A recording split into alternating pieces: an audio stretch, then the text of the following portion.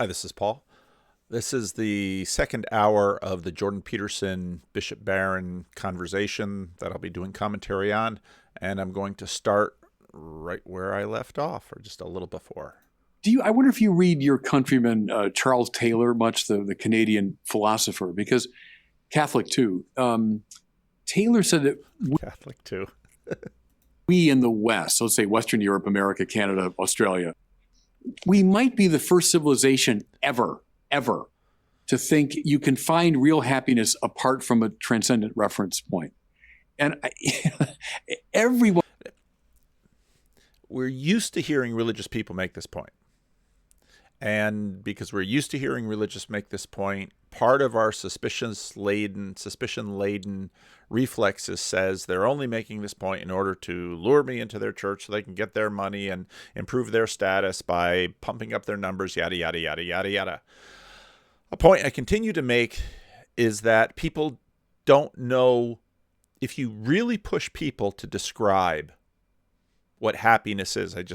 Someone on Twitter just tried to get me into a little conversation because they talked about, okay, so there's woke soteriology, which is a woke manner of salvation, and then there's woke hamartology, which is a woke doctrine of sin. But what about woke eschatology? Marxism sort of has eschatology, and wokeism doesn't have much. And I referred them to John McWhorter's talk in It Feels Good to Be a Victim with him and Glenn Lowry, because John McWhorter basically says, when you hear people say it's time for us to come to terms with, could be race in America. Okay.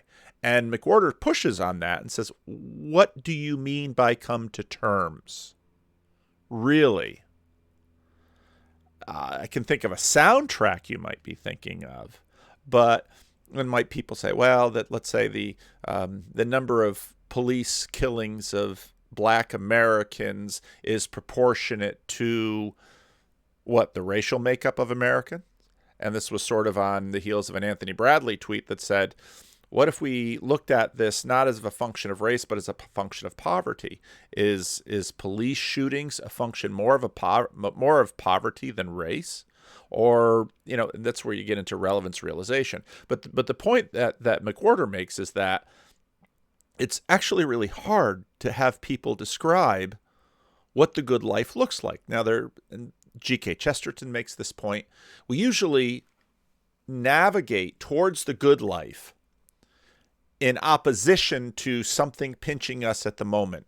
So let's say you're having relational difficulties. The good life is, and then you imagine sort of the opposite of what's pinching you in your relationship. Maybe you're having financial difficulty. So the good life is whatever's the opposite of what's pinching you financially. And so Chesterton makes the point that that's almost always in opposition to some pain or let's say, police shootings. The good life is that there'll be no more police shootings. Okay.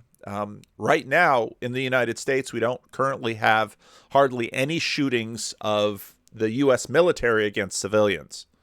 And you might say, well, that's a weird thing. Why would we worry about that? Well, if you lived in another country where military actually patrolled the streets or border checkpoints. I lived in the Dominican Republic, not far from the Haitian border, and military checkpoints were a regular pattern of life. And military officers, military soldiers would sometimes shake down Haitians who were living in the Dominican Republic and steal their property. And I think I've told a story about that once on my podcast. But the point is that almost always our vision of the good life is in contrast to whatever it is we're feeling some pain or discomfort or we're pushing against and protesting against. To actually have to be able to mentally construct what the good is remarkably difficult. And so Bishop Barron is sort of pointing that here, that we as a society, in some ways, I'm gonna riff on Peugeot a little bit, in some ways are a parasitic society, and we're always parasitic as sort of the opposite of the bad, opposite of the evil. That's the good. The good is the opposite of the bad. But that is insufficient for us because then we sort of play whack-a-mole with our pains. Oh, I'm hurting here. Let's fix that. That's how our medical establishment generally works. We don't have health care. We have sickness care. A number of people have pointed that out. And for our society, I look at the discussion in Sacramento about dealing with homelessness because I've got a lot of experience with homeless people. And, well, let's get them into drug treatment program. Okay. And absolutely, many of the homeless people I know have some pretty serious drug and alcohol issues. Why do they have the drug and alcohol issues? Let's say you get them sober. Well, anytime you work in a sobriety program, you begin to realize that, well, there are underlying resentments that are fueling that. Okay, what are the source of those resentments? Well, then suddenly you're into, how are they treated by their mother? How are they treated by their father? What happened in their marriage? What's happening in their job? What's happening with their health? There's a whole range of other issues. And so the presenting issue might be the drug and alcohol problem, and it might be exposed because they're homeless. But once you start digging into those issues, you realize, well, how many billions of dollars are you going to throw at the fact that this person's mother didn't treat this person very well? When you've got lots of other people out in society who are sort of bearing with the resentment that they have towards their family members or their ex-spouses or their children or someone or their boss, and we're not throwing millions of dollars at them. Well, what if they just decided to be homeless and then they could get free? You play whack-a-mole instead of actually seeing shalom. And part of Bishop Barron's point here is that as a society, it's very difficult for us to look up at the stars because we no longer believe the stars. And this is where we're going to get into this conversation about worship. Everyone in human history has felt something like the alluring darkness beyond what I can control and know is necessary. A relationship to that realm is necessary for happiness. We're the first culture ever that said, no, I don't care. I'm indifferent to it. But that does produce versions of hell, for sure, because something will take the place of the transcendent point of reference.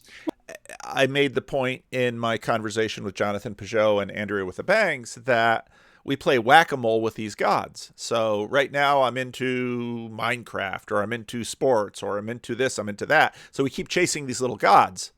And when we make these little gods our main god, problems develop, because there are other gods in competition with them. And so the way to do it is to make the main god the main god. Now, when you get into worship here, one of the things that I thought of at this point in the conversation was actually the conversation with Peugeot and Peterson, where they got into worship, where Peugeot was making nearly the same identical point as Bishop Barron here. Itself to us, then it scales up. It scales up after that. It jumps up a level, and it also scales up in terms of, because one of the things that you talk about, like looking up to the star and looking up to the highest thing you can look at, and then aiming towards that. Once again, one of the things that does is that the first thing you do is actually it's attention. He wanted to say worship. The people won't like the word worship. It's a form of reverence, a form of veneration. You submit yourself to that aim. So it's not just that you see the aim and that you aim for it. You actually have to submit yourself to that which is to what you're aiming. And that submitting yourself has to do with not just, oh, I plan on doing this. It has to be, it's liturgy. There's often a building involved. There's a community of people involved. There's a lot going on to that. There's this old Dutch, I think it's a Dutch song, amid the thronging worshipers in the Lord my God I bless. This is what you do. You gather a group of people and you say, okay, this is who we are. This is what we are all pointing to. And if you're all pointing to that, then suddenly things start to fall into order. Now, there's still plenty of disagreements and bickering up and down the way, but it's that one thing that you're all pointing to that sort of keeps you together. Same things happens with nationalism, of course. It's the country, it's the flag, it's the thing. But nationalisms are always, they can't quite get all the way to the top. And when they do get all the way to the top, there's problems, because then you open up with genocide against rival nations or something like that. So back to this worship point. Now, okay, I think this is the correct one. I'll close some of the other.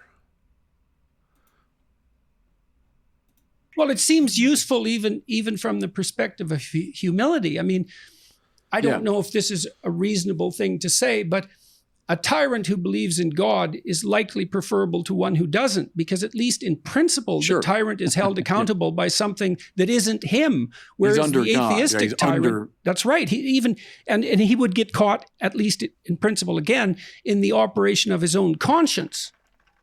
Don't you? I love the fact in the scriptures, they're very unique this way. They do not apotheosize their leaders. And it's very different from so many other ancient cultures where the kings become like gods. And there's the Bible. I mean, the Bible is bluntly honest about its leaders and its kings. Even the greatest, even David, murderer, adulterer, Solomon, Saul, the whole realm of them. That's a brilliant insight of the Bible, that all these people are under God and they're under judgment. And that's a liberating idea. And when we lose that, the leaders do become apotheosized. Well, you saw that in Rome constantly, in ancient Rome. That literally happened. You know, and there's always a proclivity for that to happen. That's the imperial presidency, you know.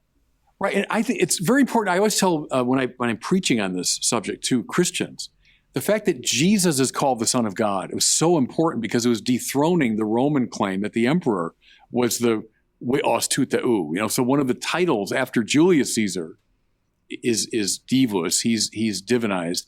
Then his son, Augustus, becomes the son of the God, you know? So when the first evangelists were saying, I've got good news about Jesus, the Son of God, they were saying, right, it's not Caesar. He is not the Son of God. This one whom Caesar killed, by the way, he's the Son of God. But the Bible's always making that move of knocking our own pretensions off their pedestals. I think that's an amazing observation, actually. And it is one of the things that is extraordinarily striking about the Old Testament, is that it's so sophisticated psychologically, because what's happening there is that the idea of absolute sovereignty is disconnected from the person bearing the sovereignty. And so at the very least, again, speaking psychologically, what you have is the representation of God as that which is sovereign. And now each individual can be a representative of that and can have that operate within them, but they aren't that. And that well, as I said, at the least, that's a brilliant psychological innovation. And the fact that the biblical characters they're realistic to the point of Dostoevskian painfulness. You know, Abraham doesn't leave home till he's what, 80? He's 75 or something. 75. He's a late starter, right?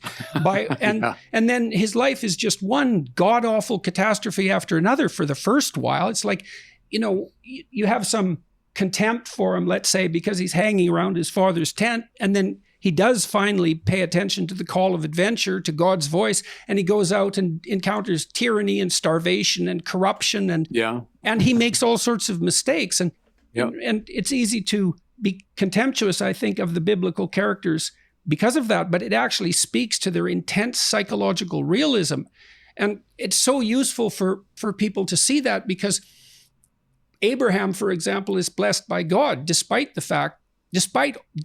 his evident character flaws, and that's the case for the patriarchs. His evident, I made this point in the first video, his evident inability to actually trust God, to believe. Patriarchs in general. And so then for it is David, remarkable. Right, a descendant of yours I'll put in the throne that will last forever, to David, who was a deeply flawed character. What I find cool is that even before you get to the human characters, go to the very beginning of the Bible, and you have a dethroning of the cosmic pretenders to the absolute. So in the creation account, you know, sun, moon, stars, planet, animals, the earth itself, all the things mentioned were worshipped in different contexts. So the author is saying, no, they're not divine, they're creatures. But then he turns it around beautifully, but they have a purpose, which is to give praise to God. So they're not God. They should be dethroned from that. But now they're given the privilege of praising God with their manner of being, led by the conscious creature, human beings, who, and Catholics know this, whoever comes at the end of a liturgical procession is the one that leads the prayer. So Genesis, the opening verses sound like a liturgical procession, you know, first this, then that, evening came, morning followed, then the fourth day. And it's like a steady procession of liturgical actors. The last figure, the human being, is the one now that will lead the chorus of praise. To my mind, it's the master theme of the whole Bible, if you want, is we're rightly constituted when we give praise to God and can lead all of our creaturely brothers and sisters in the right praise of God.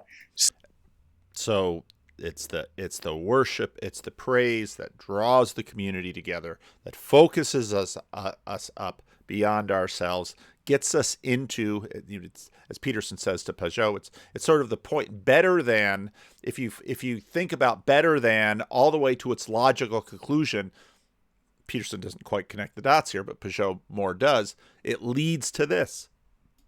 Sin is bad praise. It's without fail in the Bible. They went after false gods. They went after the gods of those people. They abandoned the teaching of the Lord.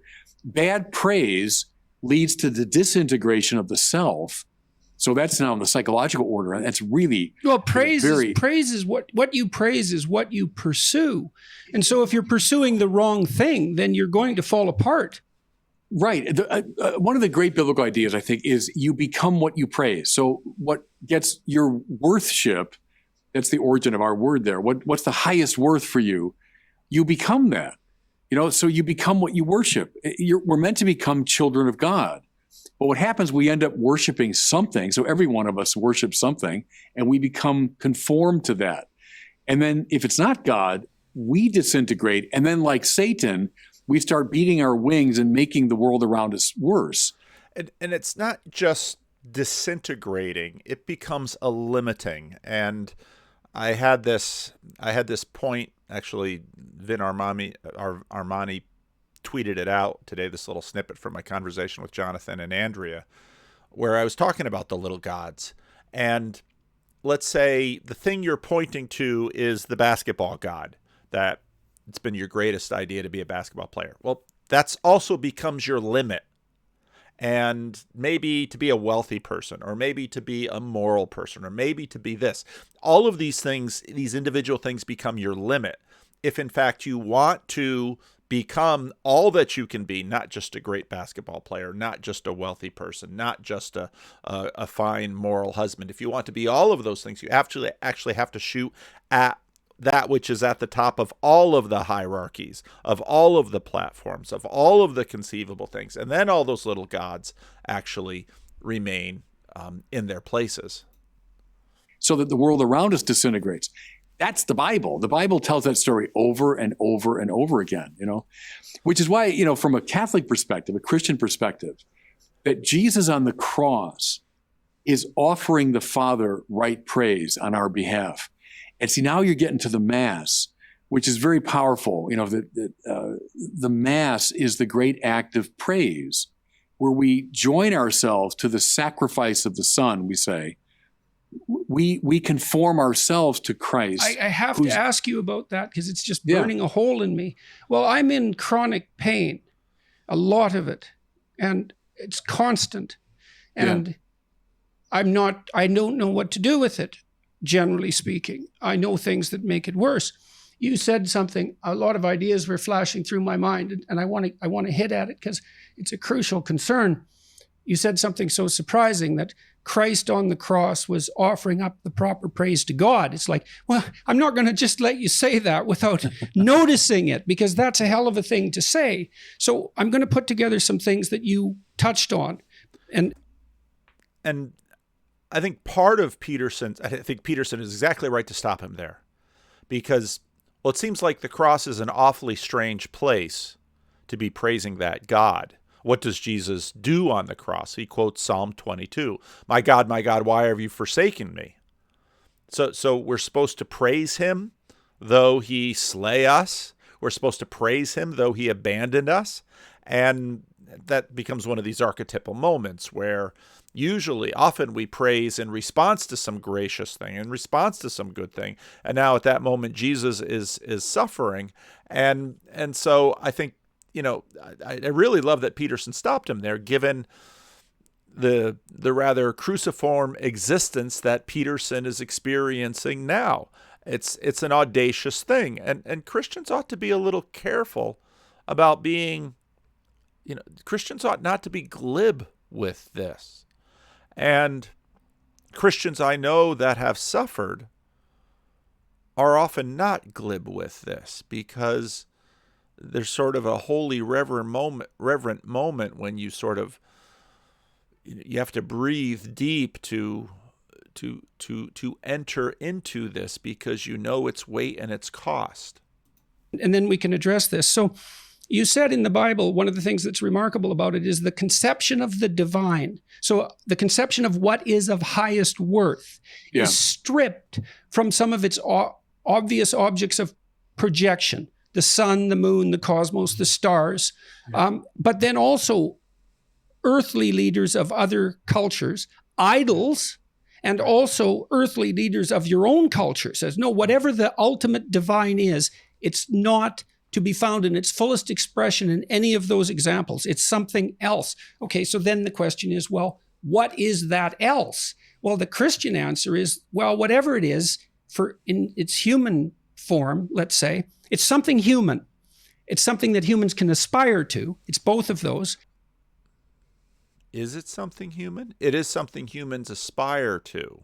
And so, I mean, if I were talking to Peterson right now, I'd probably stop him there and say, expand on that a little bit more. And it's made manifest in the figure of Christ, something specifically human. But then you have this terrible paradox with Christ, which is partly the paradox that you just laid out, which is a very difficult thing to get a grip on. And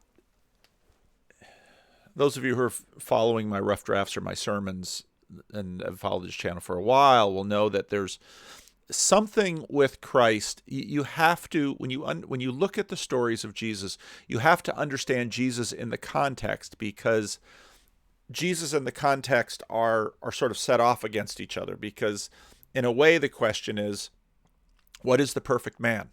Well, there's Jesus. What happens to the perfect man when he is in this world? This is what happens. Well, you mean he's hounded, he's hated, he's loved by some and hated by others. He's both enormously attractive and enormously enraging, and he is so honest and blunt that at some point if they get a chance, they're just going to kill him. Yes. That says something about him. And it says something about the times. And when you read the Gospels, you'll often hear Jesus say something to the effect of, this generation, and when Jesus gets the news about John the Baptist, this generation, they're not happy. They play a tune and they ask me to dance. And when I dance, they say he's a drunkard. And when I weep, in other words, they're saying, this generation will not be happy with me. And the prologue of the Gospel John gets into that, because the light comes into the darkness and the darkness hates it because the darkness loves its sin. And this is something that you see played out. So sometimes when Peterson talks about this, he talks about, and I can understand this just basically with, well, the world is just the world. And the Bible, no, the world isn't just the world. There's a valence to it. And so the world is considered to be in rebellion right now. And for that reason, the light has come into the darkness, and the darkness does not understand it, and the darkness will not overcome it, depending on which translation of the prologue of John that you look at. So what is it exactly? Why is what Christ is doing proper sacrifice? Is it because what is it? His willingness to bear the pain? What is it? Yeah, that's close to it. So we say the Word became flesh. So the Word, who is always in the presence of the Father. So the Word doesn't worship the Father because the Word is God. So we shouldn't talk about worship within the Trinity itself. This gets complicated. But now the Word becomes flesh because the Father, God so loved the world, He sent His only Son, that all who believe in Him might have eternal life in His name. He sends the Son into flesh, but into flesh that's been so compromised by sin. So not into a pristine creation. Now, what do you have? That's interesting. You see, Barron was just making a similar point that I was just making, but he used different words.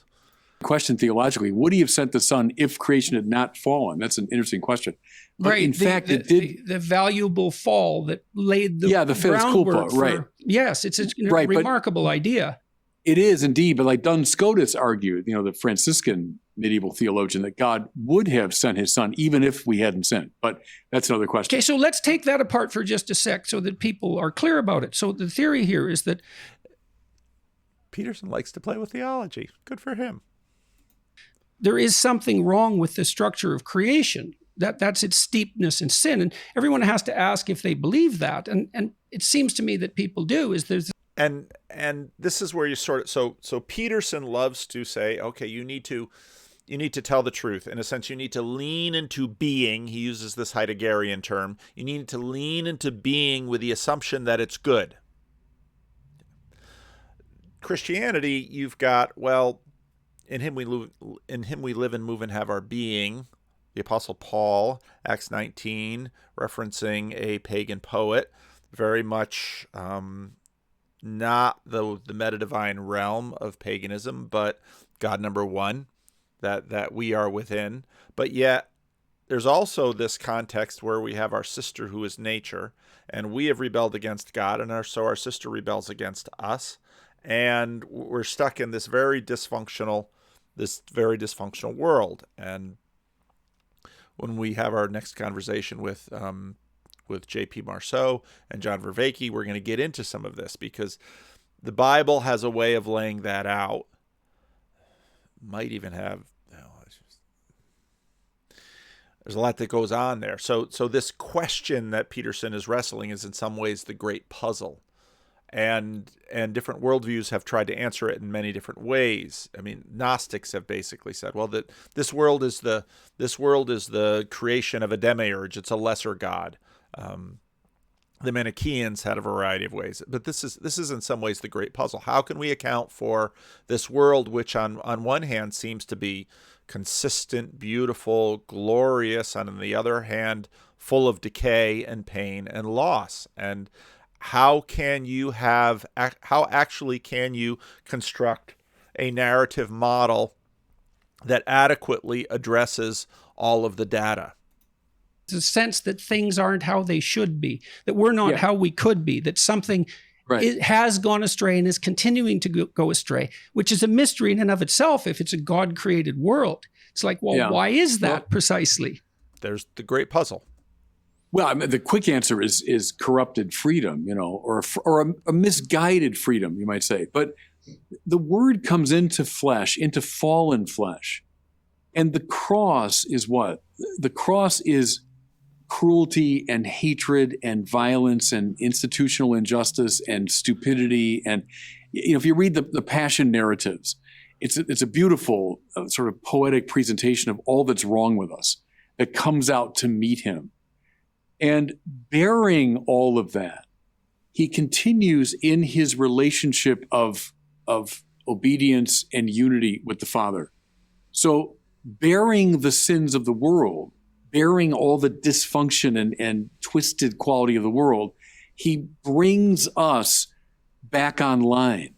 So he's almost reiterating C.S. Lewis in his chapter, The Grand Miracle, in his book Miracles, and you can find it other places, C.S. Lewis doodles, but it's Christ coming down, taking us up with him. In the attitude of the Word made flesh on the cross, we see a sinful, corrupt, hate-filled world now brought painfully back online. That's the sacrifice of the cross that's pleasing to the Father. So we should never play the game of, well, the Father is a dysfunctional alcoholic father that, is now demanding this blood sacrifice. It's rather the Father is pleased. It's interesting here because that's never something you hear Peterson say. So in many ways, again, as been noted by many of the comments from part one of the treatment of the commentary on this, both are in some ways addressing the audience of the other. And so Bishop Barron here tries to anticipate in some ways the dismissal of the crucifixion redemptive historical narrative made by the new atheists. And it's interesting because this is never something that Peterson says or goes into. By the Son's entry into our fallen situation and his bearing of all that dysfunction, even as he brings us back online to the Father. Okay, so so let's say Christ maintains his, I know this isn't exactly the right way of thinking about it, but it'll work for rhetorical purposes, I think. So Christ is tortured by betrayal, by physically and spiritually as well, because the best way to torment someone is to punish them despite their innocence, right? And that's a great, it goes even further. So, right. Or maybe worse than that, to punish them because of their virtues. That's even better. And so it's better because it's worse. And oh shoot, I lost my thought that I was having before, because Peterson goes here. Yeah, maybe the thought will return. That's intrinsic in the story as well. Christ bears up under that. He doesn't repudiate God or doesn't repudiate his own essence. It's something like that.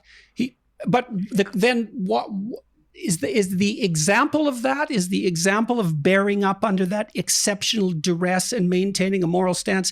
Is that now he's asking atonement theory questions, and he's using sort of the example theory, and Bishop Barron's going to say, well, no, not so. Because part of what's happening is many of these questions have been dealt with in the past. And so Bishop Barron, of course, has the menu of a theologian or someone with the same training as me. You're used to all of these examples because they're in fact stock. These are stock conversations that are in the back theologically, and Peterson just basically initiates one of the options, and so then Bishop Barron initiates the response. I think there are actually better approaches to these conversations right now because, oh shoot, I had that thought. It was all in my head and then it was gone. It'll bubble up again. It always does. The example that redeems the world? Is it that if you do that in your own life, the world is de facto redeemed? It is that, but more, because if it's just that, then a Pelagian system would be true, that we just need Pelagian. See, you've got a trained theologian, a well-trained pastor will have all of these stock answers, questions and answers built in because these things have come up throughout time theologically. And so you notice he mentions Pelagius. Peterson didn't mention Pelagius. And if you want to take a look at who Pelagius was, I remember when Job, my friend, was first introduced to Pelagius. He's like, I like this guy. And I thought, oh, you're going to have a fun time in the Dutch Calvinist church if you say, I kind of like Pelagius.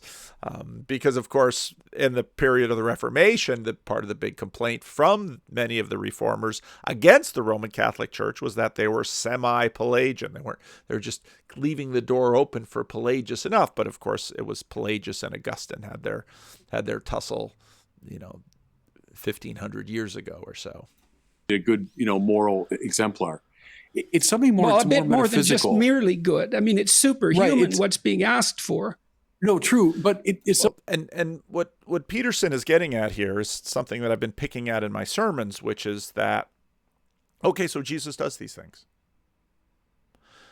What is our participation in the story?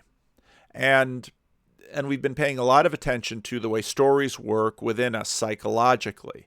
And so sort of beneath this is Peterson's question, well, how does this work psychologically? And in the background for Bishop Barron will be deeper questions about, okay, how does this work ontologically and metaphysically? Questions and questions about the fall, as Christianity has called it often, and questions about redemption. How does this work? And this is one of the big areas in which a sort of materialist framework undercuts the plausibility of these.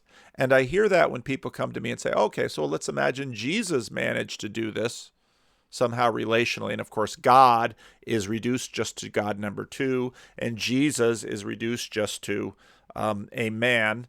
And then what we have here is really, in a sense, an implicit recreation of paganism within a metadivine realm. And again, a lot of this stuff, a lot of the answers to this are built into Christianity from centuries and centuries and centuries ago.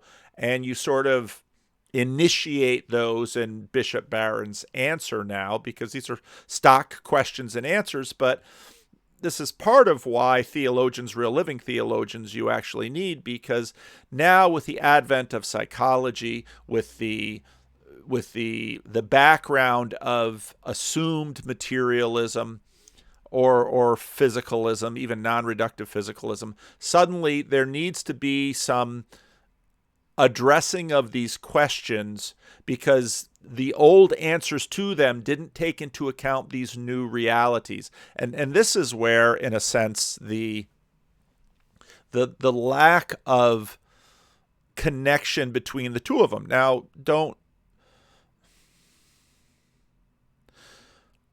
you shouldn't expect Jordan Peterson to have a substantial education in church and theological history. He's a psychologist. He's been spending his years studying other things. Bishop Barron, this is where, again, status binds and blinds. Neither of them have much time to watch each other's videos. You know, a low status person like me can spend a lot more time studying Jordan Peterson very closely. I don't have enough time to study Bishop Barron very closely. I tweeted out this morning that I think for the two of them would be helped by someone, I'm not proposing myself, someone who knows both of their work better, so that they could sort of bring them together. Because I would actually respond to Peterson in some different ways with these kinds of questions, because I think if you know enough of Peterson's implicit theology, there are ways of addressing them that some of the traditional answers don't really get at very well. Something more metaphysical about it. It's a reworking of the way things are. If Jesus takes upon himself all the dysfunction of the world. See, now, if you say a line like that, reworking of the way things are, most people, whether they're Christian or not, are going, when you say the way things are, this mental image of a physicalist or materialist universe is, and where Peterson and Peugeot were going in terms of the story verse and the matter verse.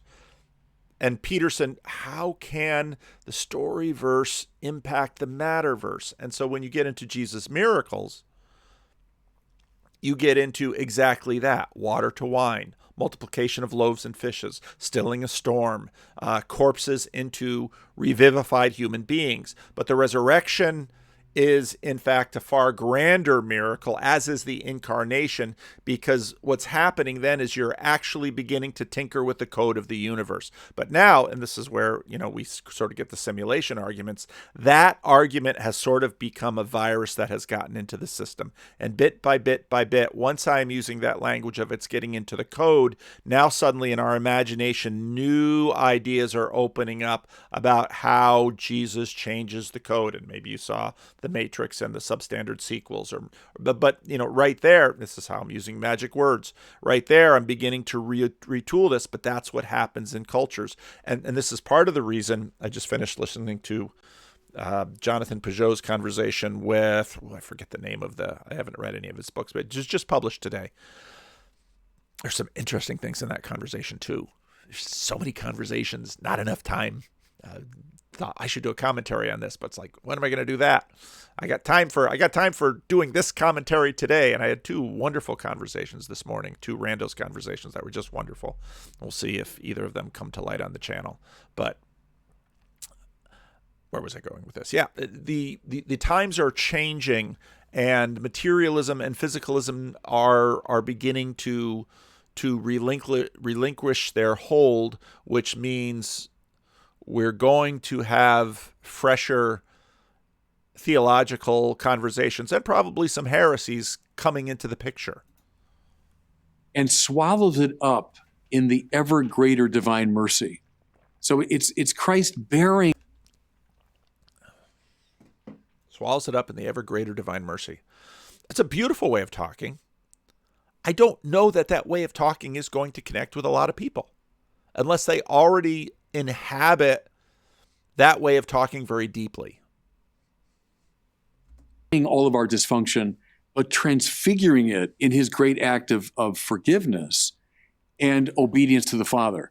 I think all of that coming together simultaneously is the sacrifice that's pleasing to the Father. In some ways, the word from the cross, Father, forgive them, they know not what they do, is the most important. Or play with this too, Jordan, that after the resurrection, so Jesus comes back precisely to those who had denied him and betrayed him and run from him in his moment of greatest. But not as political enemies. I've been making this point repeatedly in my sermons because I think it's a vital point. Bishop Barron's about to make it right now. Need. And in almost any telling of a similar story, if that had all happened, and then the person who had died is back from the dead, and he appears to those who had abandoned him, you'd expect him to, wreak havoc on them, right? So Jesus shows his wounds, to be sure, because the wounds of Jesus are a sign of the world's dysfunction. If I'm ever tempted, so here's something I'd have, because people are like, "Oh, you should talk to Bishop Barron." I think, what are me and Bishop Barron going to talk about? There's a question I like talking about. Say, okay, Bishop Barron, because this is a really smart dude, and he's better educated than I am. I mean, he writes books. Why do the scars remain? Say, I'm not sure. I think that much more has a pastoral answer. So anyway. When we were younger, the book I'm Okay, You're Okay came out, right? And so we're always tempted to say, well, basically we're okay, you just need a little. I remember my father preaching on that book, and he took it apart like a good Calvinist would. Fixing up around the edges. Whenever we're tempted to say that, it's the wounds of Jesus that say otherwise. Because that's why I was insisting earlier that I don't, that it isn't merely misguided good that turns people towards the darkness. Very interesting comments on this part of the conversation. So I do love reading the comments, and it's so thank you for your comments. Your comments, I almost always, I can't, the way the YouTube surfaces them, I can never get them all, but usually the first comment I'll go through, and even if I don't heart it, it doesn't mean that I didn't read it or I disagree with it. I don't know why sometimes I heart some and not others and comment, but I really do appreciate your comments. But that's an interesting part of this conversation where they sort of kind of dug down in there, and now Peterson comes around. Hey, yeah, my point earlier. It's voluntary desire to produce the darkness as well. Anyways, I do take that very. Anyways, I want to make sure I get my point in here. As Sam Harris would say, we need to stick a flag in that. Seriously, and it's an interesting idea, is that the ideal is wounded in proportion to the degree that everything has deteriorated away from the ideal. And that's a cool way of saying it. I'll probably steal that. It's almost by definition true, right? Yeah. Yeah, no, that's true. But it's just it's the very act of the will itself. It's the problem. Bishop Barron's on, hey, I'm a preacher. I'm on a roll here. You keep interrupting me. And Peterson's got the same problem because they're both preachers and they're both getting on rolls. And of course, you've seen me get on plenty of rolls. It's part of the reason I do monologue videos, because they're all a roll. And sometimes I'm not a very good conversation partner because I get on a roll and I talk too much. But let's continue. Itself is structured in such a way it has to be seeking some kind of at least apparent good. But that's our earlier issue. He wants to get his points in too. So the wounds show the dysfunction of the world, which the Son of God took upon himself. But then the word of shalom, which is in all the resurrection accounts, that Jesus says, peace. So when Paul, for example, says, I'm certain that neither death nor life, nor angels nor principalities, nor height nor depth. Romans 8 is one of my favorite passages. Nor any other creature could ever separate us from the love of God. Well, how does he know that? Because we killed God and he returned with a word of forgiveness. So that means it's like the divine goodness and forgiveness can trump any evil, even the evil of killing God. So we killed him, but yet he returned in forgiving love. I think that's the moment when Christianity is born, in the dual sense of, yes, we killed him, look at the wounds, but he says shalom to us nevertheless. so that I can't run away from him. I can try, that's what all of us sinners do. I can try, but ultimately the divine love is such that it's greater. That's why Paul can also say, where sin abounds, grace abounds the more. That's Christianity. So the greatest sin, we killed the Son of God. There's no greater sin than that. Where sin abounds, grace abounds the more. And see, all of He's going to keep preaching, Jordan, until you interrupt him. that was made possible in a way by the great sacrifice of the cross, which is why it's a saving act. Now that's I'm Now Peterson wants to do a little preaching. striving to understand. No, okay, so I want to ask you a bunch of questions about that. So we talked a little I do love this. bit before about the church bleeding its people. They're leaving. The young Yeah. people are leaving. And Okay. And it's interesting why Peterson goes back there at this point, whether he's just kind of, okay, the preacher's been preaching long enough, let's get back to something I'm more interested in. Or also, that should be the easiest thing in the world to sell, right? But did we just forget the way this world is? Because we talked about that, because this world is the kind of world that would take the perfect man, take the Son of God, and put him up on a cross and strip him naked to shame him and have him wear our spittle and our mocking crown and drink wine vinegar. Because that's, and I make this point often in my sermons that, okay, Jesus is the perfect man. He comes into the world and he talks to us and we want him to shut up. You have to take that into account too with the church. Now, in the resurrection, and this is part of, thank you, Robert, who sent me the book. And the one thing that I asked is that he at least sign it, so I have it. This book, Dominion, available in all the best book shops, as Tom Holland says.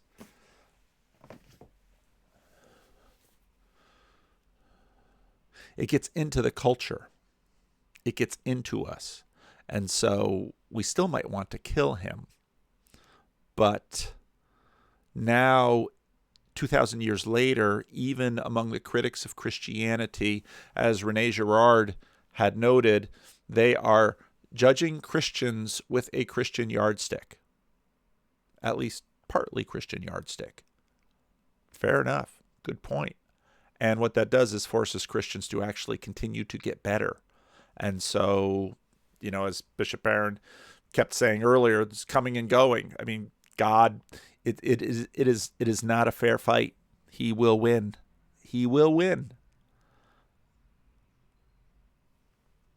my sense of that before about the church bleeding its people, they're leaving, the young people are leaving. And my sense of that is it's because the church does not demand enough of its of young people. Yeah. Now follow this here. This is a point that Peterson made in their first conversation in July of 2019. But just demanding young people. So one of the conversations I had today, I think there's a good chance he'll let me share it. One of the conversations I had today was with a young man who, like many of you, found Peterson, really helped him. He got his life in order, started applying things, had success, and then stumbled. Well, what do you do then? Peterson is going to have a number of points where he says, this is what the church should do. And they're sort of contradictory. And that doesn't mean any one of them are wrong. But Bishop Barron just gives the sermon where it's good news and it's God's grace and we killed God and God still comes at us with peace. And wow. Now Peterson's like, you're not, and I tweak Peterson a little bit here. You're not expecting enough of your people. You should need to be more demanding on them. And he's going to go into that in terms of his experience with the crowds. But in all fairness to the church, that's not all that Peterson does. Because if you go back to the end of the Russell Brand video, when does Peterson always break down? When he talks about the encouragement, when he looks out there and says, "There's sheep without a shepherd," to quote the Gospels, to quote Jesus. "The sheep without a shepherd. I need to go out to the men and encourage them. And when I encourage them, they rise to the task." And so for Peterson, it's not demanding so much, but it's a sort of encouraging demanding. And again, with Russell Brand, he talks about that with respect to his father. And that's part of the reason I did that commentary video on Peterson and Russell Brand. Well, there's a commercial. Product placement right in the middle of my commentary. And so this gets into the consciousness challenge that we have, because we see things one thing at a time. And then we can see two things, but we set them against each other. And three things is about the limit. So Peterson is going to go off on this. You don't demand enough. But I've been in plenty of churches where people are like, well, it's all about the moral demands. And again, oh gosh, I should find that video. So it's Jonathan Peugeot and Paul Kingsnorth. And Paul Kingsnorth makes the point in this video that he says, all my experience of the church was just moral demand. It was just moral demand. Maybe I can find it and play the clip. I couldn't pull up the transcript to search it, but he said, he grew up in church and all the church was do this, don't do that, do this, don't do that. And that made him reject Christianity. So I don't think Peterson's point here is wrong, but it doesn't take enough into account. And that's clear of Peterson's experience too, because on one hand, he's placing the bar high, and on the other hand, he's helping them move up it. And this reminds me of John Calvin's commentary of the book of Genesis, where you have Jacob wrestling with God, and John Calvin says it's just a brilliant thing. And I think actually listening to Peugeot, John Calvin, who was an expert in church fathers and theology, with God fights us with his left hand, but he upholds us with his right hand. And so that's why when Peterson sort of focuses on the church needs to require more. Oh, do you think that's really going to happen? Because Jordan, that's not what you do. You both challenge them and you encourage them, and you have to do both of those. All right, so let's play it. I think doesn't right. demand enough, and by not demanding enough, it doesn't indicate its faith in their possibility. And I again, oh gosh, what article was I reading? No, that was the Russell Moore article that I did a video on, and I think Moore's point is real, that not only does the church not demand enough in the certain way I was just talking about, but neither does it actually believe in its own message enough. And that's something preachers have been saying forever. So now, in Orthodox Christianity, as I understand it, there seems to me to be more... It's setting off this feud here between Orthodox and Catholics and Protestants. Careful now, Jordan. Emphasis on the idea that it's each human's obligation to become like Christ. That's the goal. Oh, we just triggered the great theosis. No, theosis is a Roman Catholic doctrine. No, that's what Protestants say. We just use different language. Well, that's that by definition, we could say, and we could speak psychologically about this as well. That means to become the ideal that's beyond rationality. Even that's what you're aiming at. That's what's hypothetically within your grasp. And it seems to me as well that that's what the Mass... Hypothetically within your grasp.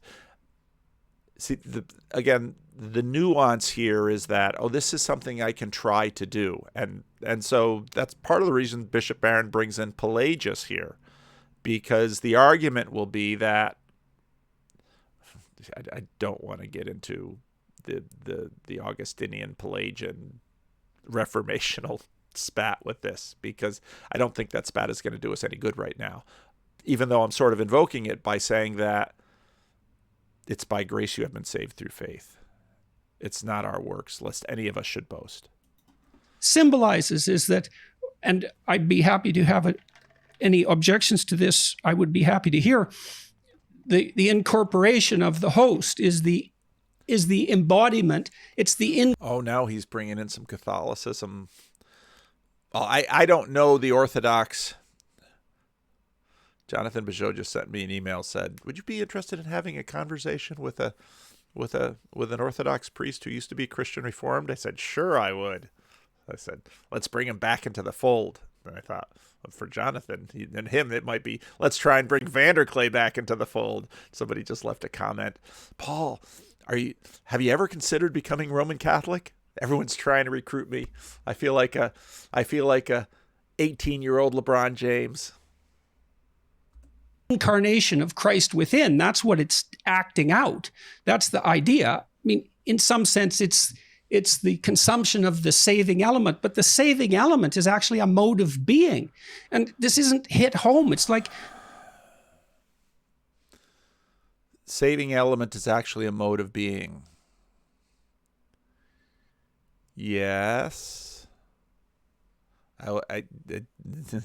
See, this is where people with theological training get really picky about language, which isn't often helpful missionally.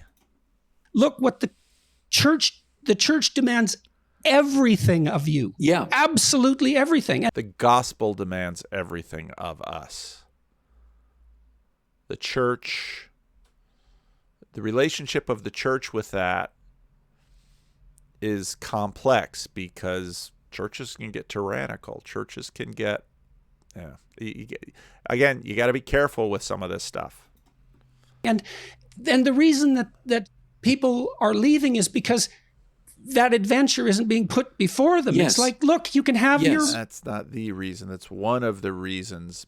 But again, in talking to lots of people who have deconstructed in the process of deconstructing, it's much, I think generally speaking, it's not that churches don't do challenge. Oh gosh, I mean, I listen to how many churches do how much challenging, but I don't think there is a sense within the people of the potential reward. So I read a wonderful chapter last night on the counter, the Roman Catholic Reform counter-Reformation, which really starts before the Reformation. And I was unaware of how many of these significant reform efforts, and I'm actually thinking about doing a video just reading that chapter and then adding commentary, because I learned so much in that chapter. And what you had, both before and after, I mean, the span of the book is 1450 to 1650. Both before and after is you have all of these people renouncing their wealth, renouncing their sexual liberty, renouncing their freedom to, I mean, that the church has done that, but it did so in the wake of corruption. And so Peterson's point here is good, but it has to stand with it has to stand with a few other points.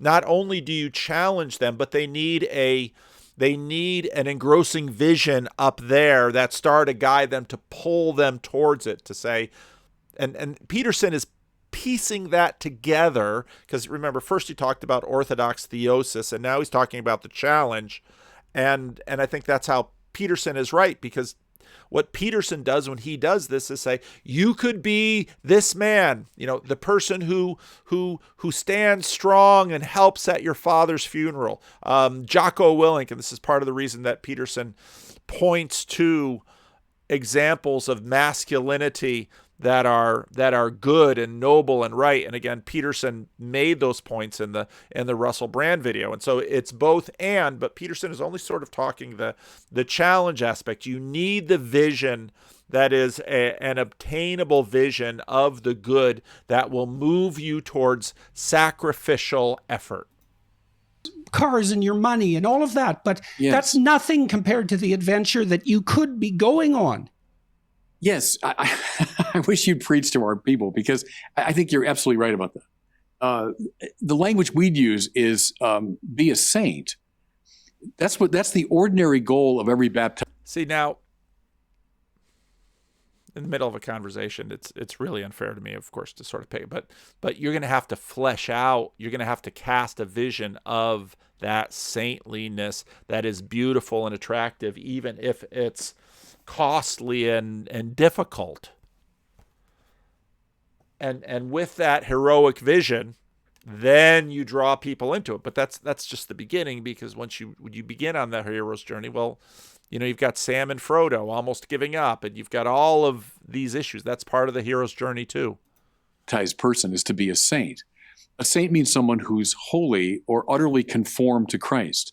Now press that.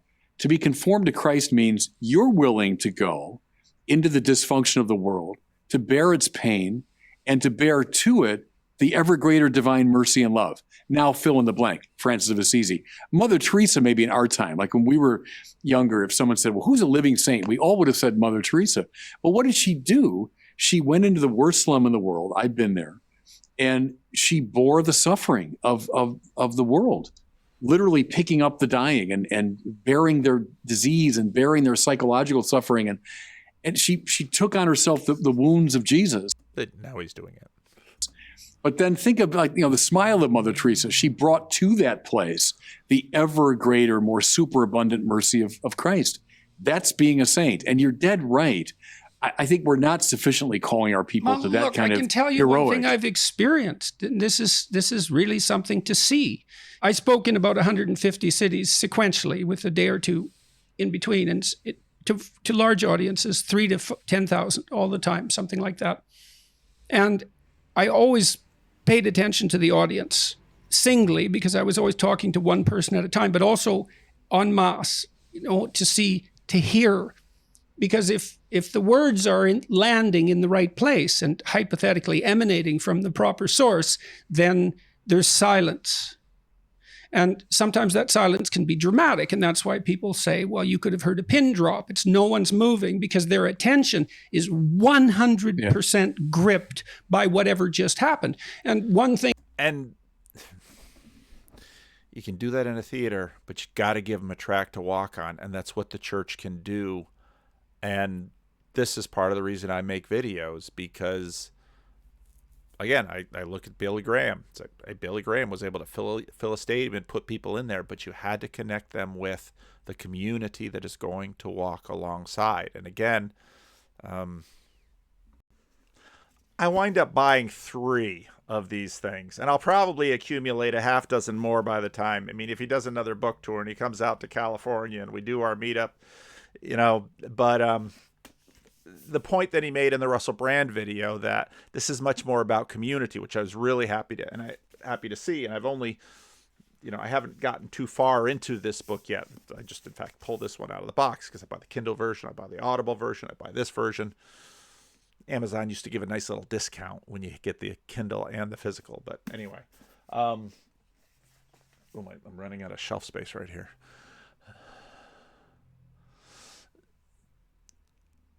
The inspiration, but you've got to give the track. And as I talked to someone today, you also have to, as they're learning to scale the mountain, you give them some support. You give them some ropes. You give them some, because they're not going to be a great climber. Dallas Willard talked about the difference between training versus trying. And you have to go into training. You don't become Jocko Willink just because you wake up and say, I want to be like a Navy SEAL. No, it costs him all along the way. Thing that reliably elicited that was the proposition that the meaning that sustains you and protects you from corruption during suffering is to be found in responsibility. And people and I thought part of the reason that produced silence was because no one says that now. They say happiness, or they say rights, or they say privileges, or they say reward, or something like that. They don't say pick up the heaviest load you can carry. And in all fairness to the church, you'll hear a lot of responsibility talk in churches. Or care, for that matter, and stumble forward. And I've seen people cut those ideas and put them on T-shirts and play with them. And so it's not that the church is... And I don't say any of that against Peterson. I mean, part of what's going on here is Peterson himself doesn't know why this happened. None of us do, which is why I've spent 3 years studying it, because it's worth studying. It's worth paying attention to. And that's why Barron is paying attention to it. That's why you all are paying attention to it. It's asking too little of its people. No, That moment right there. Okay, Bishop, Bishop, let's hear it now. it is asking too little of them. I quite agree. It's precisely, and so there's no heroism in it. Yes. There's no call it to. Well, because finally, And again, I think churches try to put heroism in them, but the mix isn't right. So, Jordan has a point, but Jordan was doing this long before, and you got the videos of it. Jordan was doing this long before he became Jordan Peterson, author of, where's my copy of 12 Rules for Life? Anyway, I've got about half a dozen copies of them, but yeah.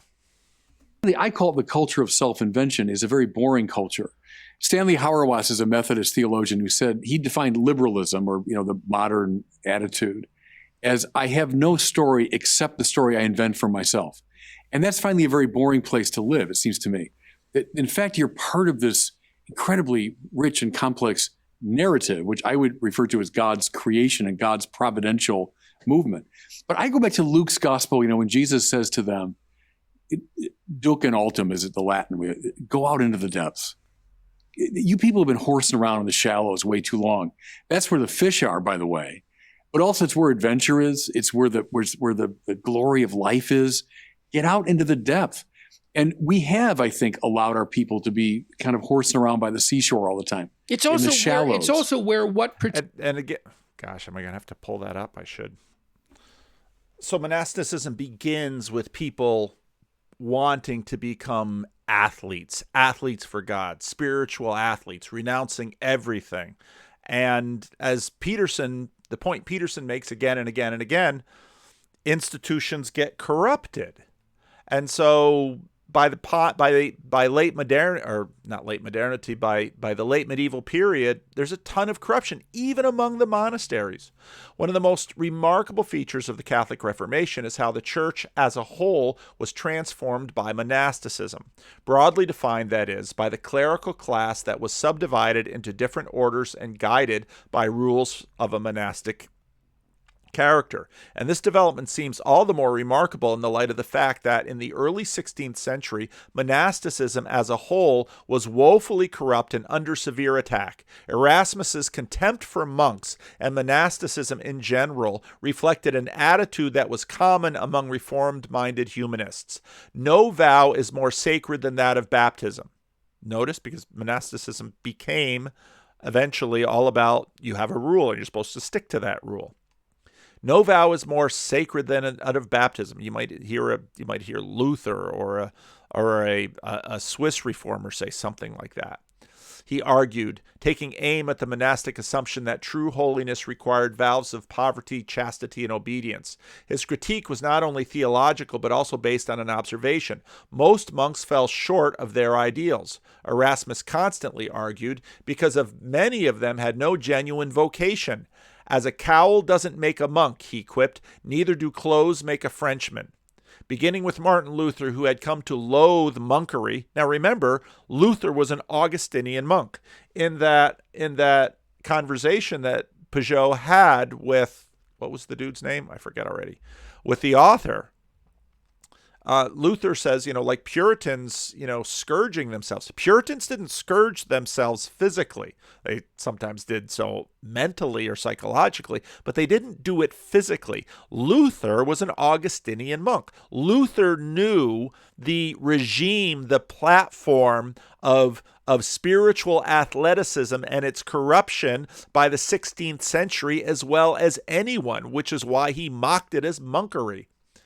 Martin Luther, who had come to loathe monkery and everything associated with it as the ultimate corruption of gospel principles and genuine Christianity. Protestants attacked the institution and its members with great virulence, sometimes even with physical violence. Luther filled his writings and sermons with anti-monastic invective and even dedicated long treatise to debunking the error of monastic vows.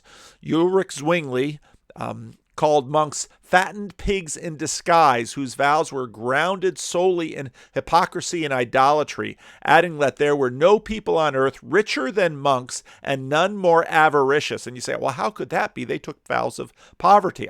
They didn't own it individually, but they owned it collectively. And any follower of Jordan Peterson that is skepticism of Marxism can well understand how even in a certain way, sort of a Marxist monkism. Well, we have no private property. How, of course, you have your little place outside of Moscow.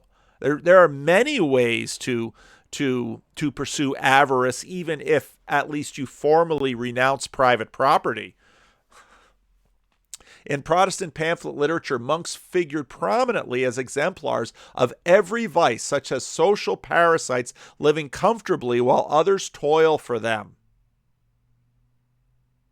At the beginning of the 16th century, laity and clergy alike were all too familiar with the worst failings of monasticism, while Catholic reformers focused on weeding out and rehabilitating corrupt monastics. Protestants launched an all-out assault on monasticism, dismissing it as inherently corrupt and unnecessary.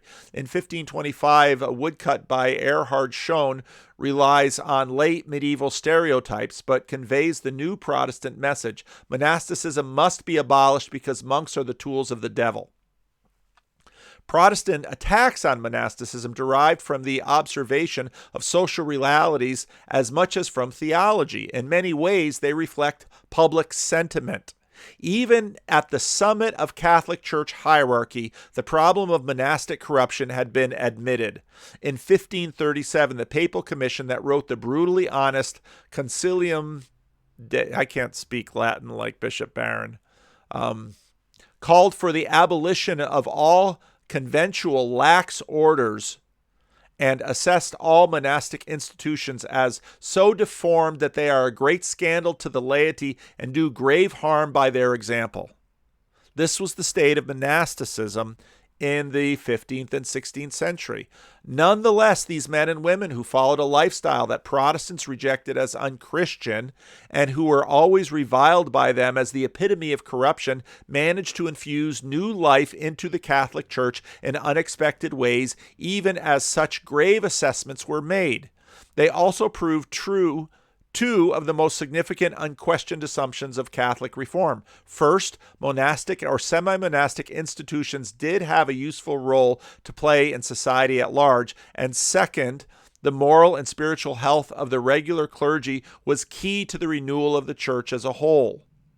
Long before the Council of Trent first assembled in 1545, a reforming spirit could be found among the regular clergy here and there. Reform was a constant and inescapable necessity among the monks, nuns, friars, and priests who ostensibly left the world behind as inescapable as the corruption that could so easily infect their communities.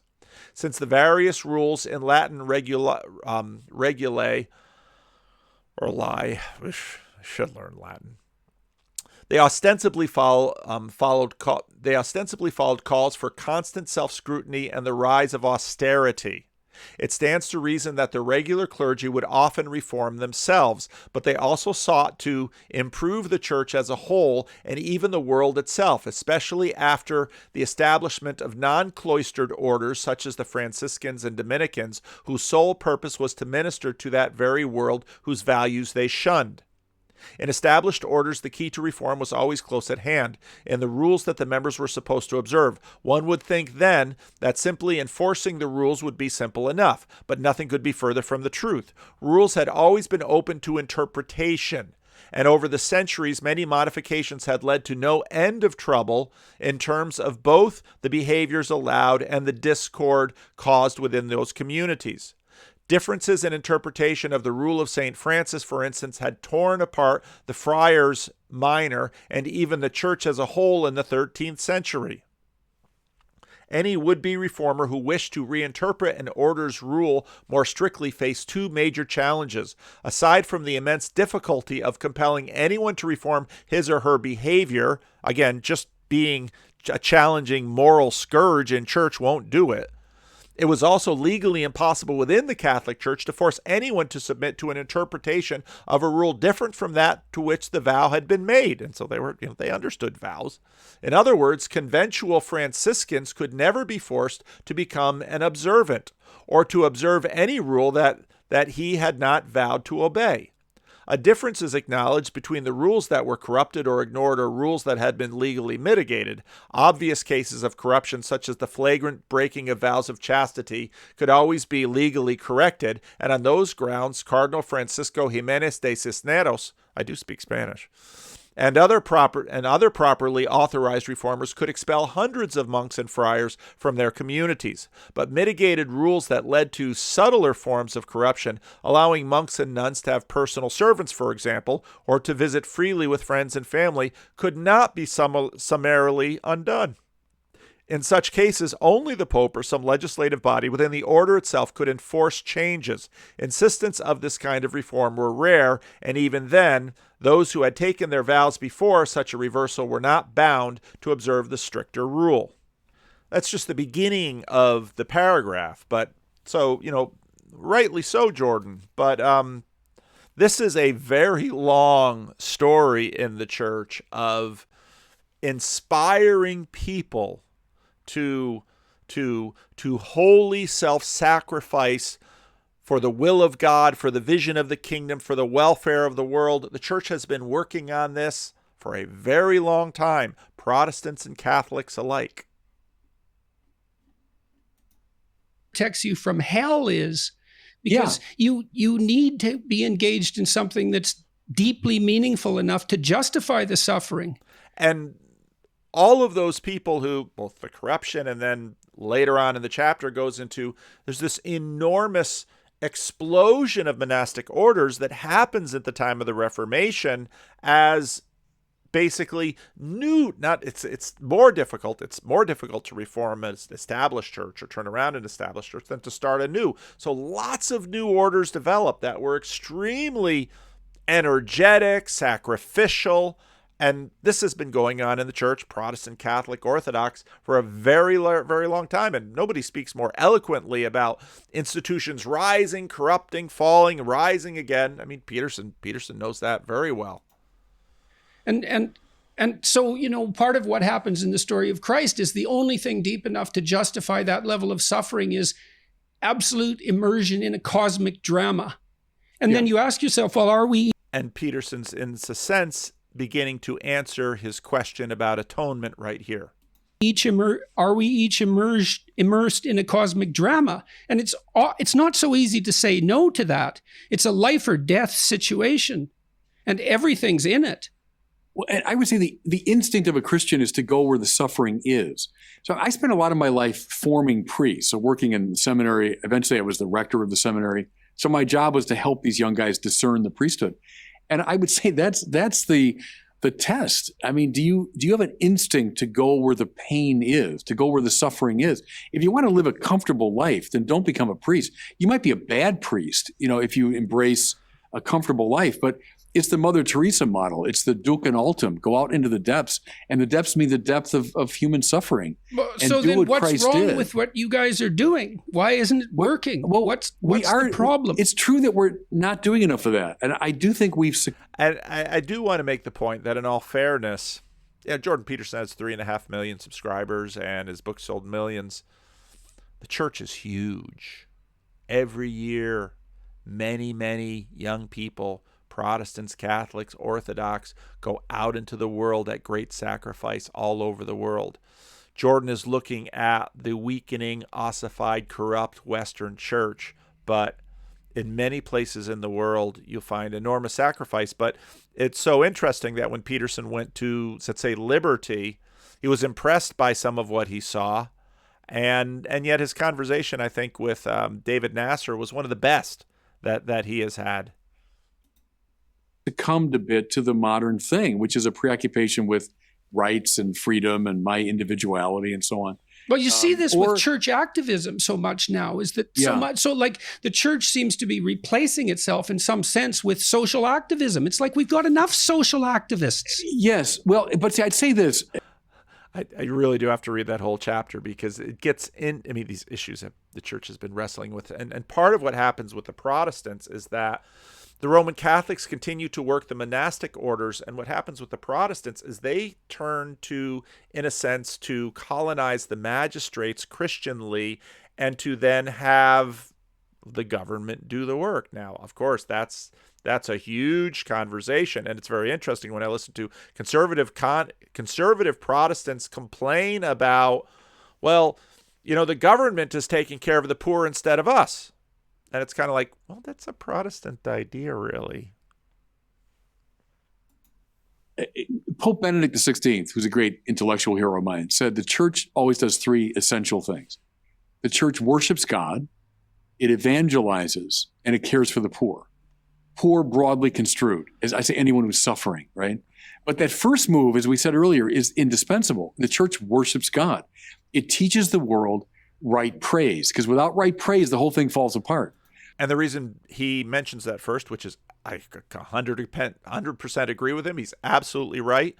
And the activism that Peterson is talking about is a church that sees worship of God as incidental, because the activism is what actually happens in the world, which begins to sort of initiate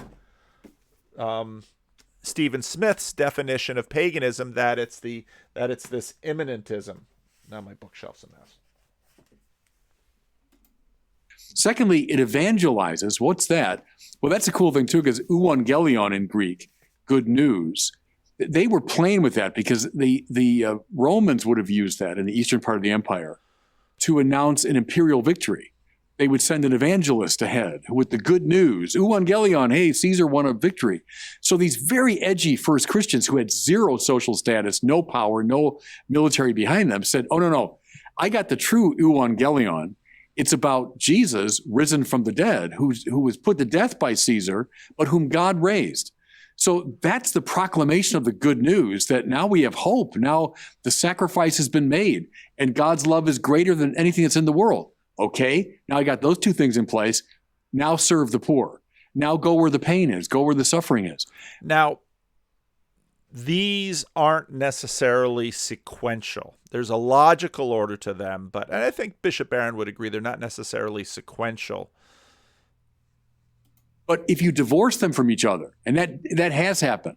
So who cares about worship? And that's fussing around with altars and sacristies. And who cares about evangelization? Let's just get down and serve the poor. Then it does devolve simply into social work, right?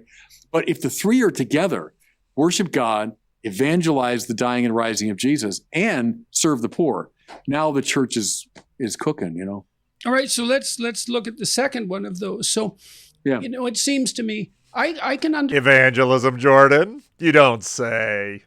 Understand this, not that whether I can understand it or not is a hallmark of its validity, but I have to try to understand what I can understand. I can understand the idea that bearing forward in a moral direction, acting as if... Notice he turned it to moral. That's not really... Moral is an aspect of sanctification, of what happens.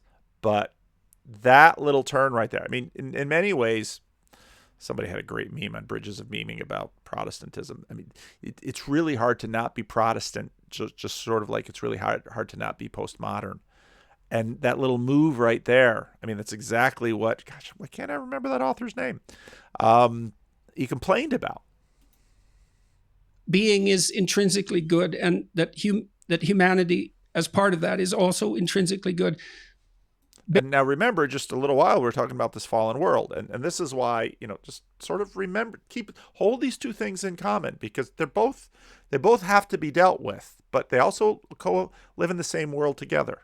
Bearing all that up as a set of propositions, even in the most extreme cases of suffering, I can see that as a valid moral good. That's Christ's refusal to be, what would you say, corrupted by the injustice of his and terror of his fate. And so that might be something like, you don't have the right to become a tyrant no matter how badly you were tyrannized, let's say. It's very Jordan Peterson reading of Christ. And I think that's an unshakable moral proposition. But then there's the resurrection element of it, because I could say, well, the first thing I would say is, well, I kind of understand that psychologically. Okay, so he's basically following death and resurrection. He's trying to interpret those things. Okay, I'm tracking better now.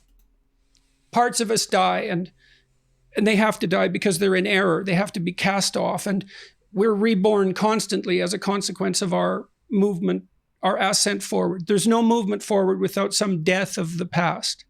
And so I can see the resurrection idea as a metaphor for the part of us that continues onward despite our failures and constantly reconstitutes our spirit. It's not something trivial. But then there's the insistence in the church of the bodily resurrection, which is, well, let's call that a stumbling block to modern belief. No doubt about that. That's something more than mere metaphor. And so you might ask, well, why is it insisted upon? Why isn't the proposition that... He asked almost this exact same question to Peugeot. You have a transcendent moral obligation to bear, to operate for the good of all things, regardless of your suffering. A hard line, no justification with the defeat of death necessitated. I'm not trying to make a fundamental critique of the idea of the resurrection, because I know there are things that I don't know. I know that for sure. And God only knows how the world is fundamentally structured. But it seems, and this is a Nietzschean criticism in some sense too, and a Freudian criticism, that seems in some real sense too good to be true.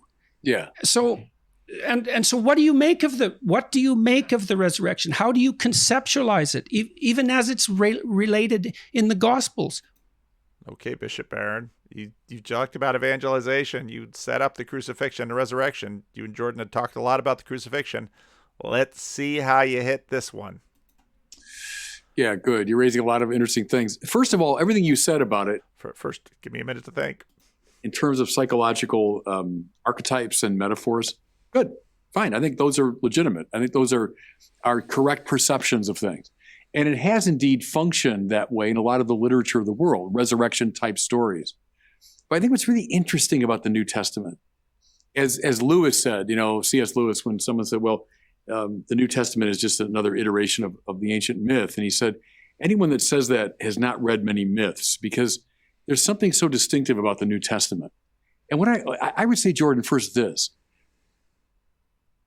I think from the first page of Matthew through Revelation, what you get throughout is this, what I call this grab you by the shoulders quality.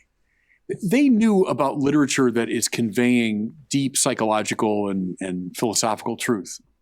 Paul certainly knew that literature very well. Doesn't sound like that, though. It has overtones with it. It bears some of that. Is he making an argument for the physicality of the resurrection? Has family resemblances with it. But what you find on every page is this euangelion, this good news. So everything you said is true. I think it is true. But it's not exactly news. It's part of the Philosophia Perennis. It's been around for a long time and a lot of the great thinkers of the world. And again, I agree with it. I like the Philosophia Perennis. But I don't know what that means. You're talking Latin again. Preacher? Come on, preacher. The New Testament is people who grabbed everyone they met by the shoulders to say, something happened. Something's happened here that we were not expecting, that was not part of our thought system. And N.T. Wright makes this point very, very well in his very fat book, The Resurrection of the Son of God. But again, I see this devolving into what Lewis says. We're arguing about the first 5 minutes. We're arguing about the physicality. And again, anybody who's listened to me knows I am not a skeptic of the physicality. The work that I've done over the last 3 years has made me far more committed not only to the reality of the physical resurrection, but the necessity of the reality of the physical resurrection for Christianity to work at all. Not a question there. But how to communicate that the resurrection is not just another miracle. And this is what Lewis goes into in miracles. It is a fundamental transformation of history. How to communicate that. And I think in some ways, as I think is one of the biggest liabilities of the Bible is that it is a book. And Bishop Barron earlier said, what is a saint but rather the gospel incarnated in a person's life? That's what a saint is. And of course, the Reformation said, we are all saints. And okay, but there are hierarchies still. And see, this is why Peterson just sort of laid it out in front of you, and this is why I don't disagree with what he's saying. Would I have answered the question the same way? And again, this isn't a conversation. You take your best shot, and you just take your best shot when you're in the middle of it. And you can go back over my videos, and all of you do in the comment section anyway. You should have answered that way. Oh, okay. And it's so shaken us up that we feel obligated to go careering around the world and indeed to our deaths, announcing it and defending it. And what it was the fact. But again, announcing it and defending it and sort of, here we are on YouTube arguing with Matt Dillahunty. That's not really what we're talking about. And again, I don't think that he's reducing it to that, but that is what is heard. Here in the 10th chapter of Acts of the Apostles, this sort of almost tossed off line, we who ate and drank with him after his resurrection from the dead. I don't think people trading in mythic talk use that kind of language. Mythic language, and again, I say it with high praise. I love the myths. See, and I think here he's responding to a rather low resolution view of Peterson, but I don't think this is Peterson's question. But once upon a time, or in a galaxy far, far away, and then a mythic story unfolds. But you read the Acts of the Apostles. Did you hear about what happened? It first was up in Galilee, and then in Judea. Those people that John the Baptist. Remember John the Baptist? Well, and then there's Jesus, and then in Jerusalem, and then we who ate and drank with him after his resurrection from the dead. That's what. And then look at Paul who saw him on the road to Damascus. Now the Pauline letters, man, they do not read like myths. They just don't. And I love the myths. I love the Philosophia Apprentice, but it doesn't read like that. It reads like someone who has been so bowled over by something. Interrupt him, Jordan. He's not answering your question. Redirect. Get him there. He can do it. And he wants you to know about it. And it's changed everything. And I think what it was what we said earlier. It's, okay, now we know God's mercy and love is greater than anything we can possibly do. Why? Because we killed God. And that's why Paul will say, I'm going to hold up one thing to you, Christ and him crucified. And crucified him, it was the most horrific thing they could imagine in the ancient world. It was deeply embarrassing even to talk about a crucifixion. Paul says, no, let me put it right in your face. See, the author of life came and we killed him. But I got the good news, euangelion, is God's mercy and love is greater because he brought this Jesus back from the dead. Well, you do have the following argument, which is that it isn't clear which is harder to believe, whether that happened or whether people made it up. And Jordan said the same thing to Jonathan, and I think it's a great argument. When he said it, I thought, yeah, that's exactly right. Because if they made it up, that was really something, and that does strike me quite frequently reading the New Testament. Yeah. There are lines in there that hit so hard you think, it isn't obvious to me how someone could have just thought that up. So, right. And there is that, and Jung, Carl Jung, who I greatly admire, he believed, I think, in the same way that C.S. Lewis. Someone made a comment on Twitter that apparently Bishop Barron used to teach Jung. So, not taught Carl Jung, because Barron's a lot younger, of course, but used to teach him in seminary, which is interesting. Did that, and he doesn't talk about this that much, but that there is this archetypal mythological pattern of the dying and resurrecting hero that has this psychological reality, which is extraordinarily deep, but that archetype was realized once in history. And that's fully realized. So it came from the mythic. But in a way, you're saying it was realized once in history, never to be realized again. And that's really the point that's made by the gospel, that no, it's the beginning of the realization. realm, let's say, the realm of eternal truth, the realm of pattern, instinctive pattern for that matter, and was fully realized at one point in history. And you might think, well, if it's going to be fully realized, it has to start somewhere. You know, it can't start everywhere at the same time. Or Right. What does an archetype look like when it takes flesh? Might be a way to get at that. Well, and the thing is, we do see this, and it does grip us, because movies, like, we see representations of this all the time. In my new book, I talk a fair bit about Harry Potter, and Harry Potter is definitely an archetype Christ figure, taken flesh. Well, clearly he's in battle with Satan himself, obviously. I mean, and she has an unbelievably profound mythological imagination. And the thing that's so fascinating about all of that is that because her mythological imagination is spot on, she captivated the entire globe and produced this immense storehouse of wealth and dominated the entertainment landscape for a decade. And people don't take that seriously, but it's a great mystery to watch that. Absolutely, they should. It's a phenomenon. Anything that grips people's attention like that is obviously worth paying attention to. So Lewis called them good dreams, right? So all the sort of archetypal anticipations of the gospel, they're the good dreams of the race. Or use the Jungian. I love Jung too. I love Jung too. So, what tack should Barron have taken here? I think he should have taken the lesson from Peterson's earlier admonition that the church doesn't challenge and inspire. And I think rather than making a point about the physicality, you can make the point about the physicality stronger by using it to challenge and inspire. And I think that the little retort about the archetype becoming flesh, I think that is more along the road than just sort of the renegotiating the supernatural natural debate that we see played out all the time on how many Christian atheist debates. But what happens if that sort of archetypal anticipations of the gospel, the good dreams of the race, or use the Jungian? I love Jung too. But what happens if that archetype? I could just play that and keep enjoying that. I love Jung too. Or use the Jungian. I love Jung too. But what happens if that archetype of the person perfectly pleasing to God, Kant's language? What would happen if that archetype became flesh? And that is the saint. That is the power. And again,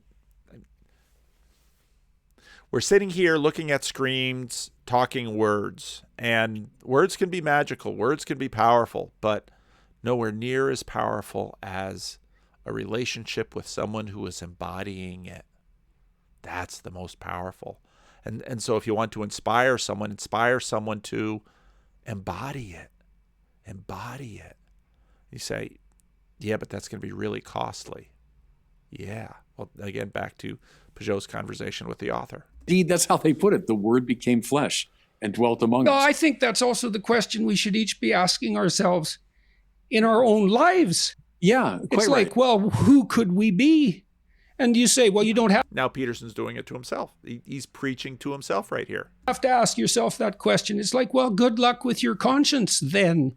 You should be another Christ. That's right. The objection to the self-created person. It's like, the idea that you can create your own values is, well, good luck. Right. Try. Good luck with that project. Yeah, right. good luck. Right. It's not going to work.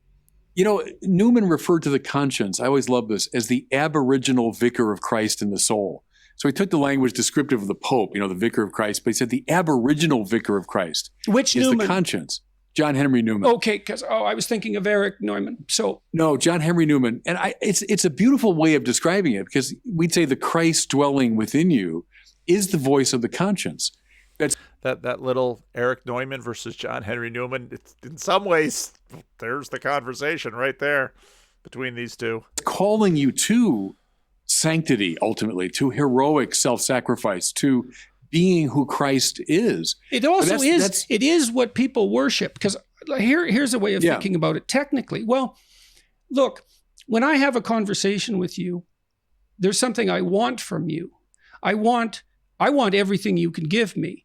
I want you to be as there as you can possibly be. That's what I'm demanding all the time. If my attention, assuming a properly constituted subjectivity, if my attention wanders, that Peterson got that in this conversation. He's that fast. means you're not delivering. And so if you're wandering around and everyone's attention is wandering away from you, you're not delivering. And conscience, because we're so social, we're social creatures to the final degree, conscience tells you when you deviate from the ideal. Yeah. And that ideal is what people worship. By attending to that manifestation of the ideal in you, they worship it. And so that's there. It's there in the demands that we can't help but make of each other and of ourselves. There's no escape from that. And so I do think it's a perfectly good question. What would happen?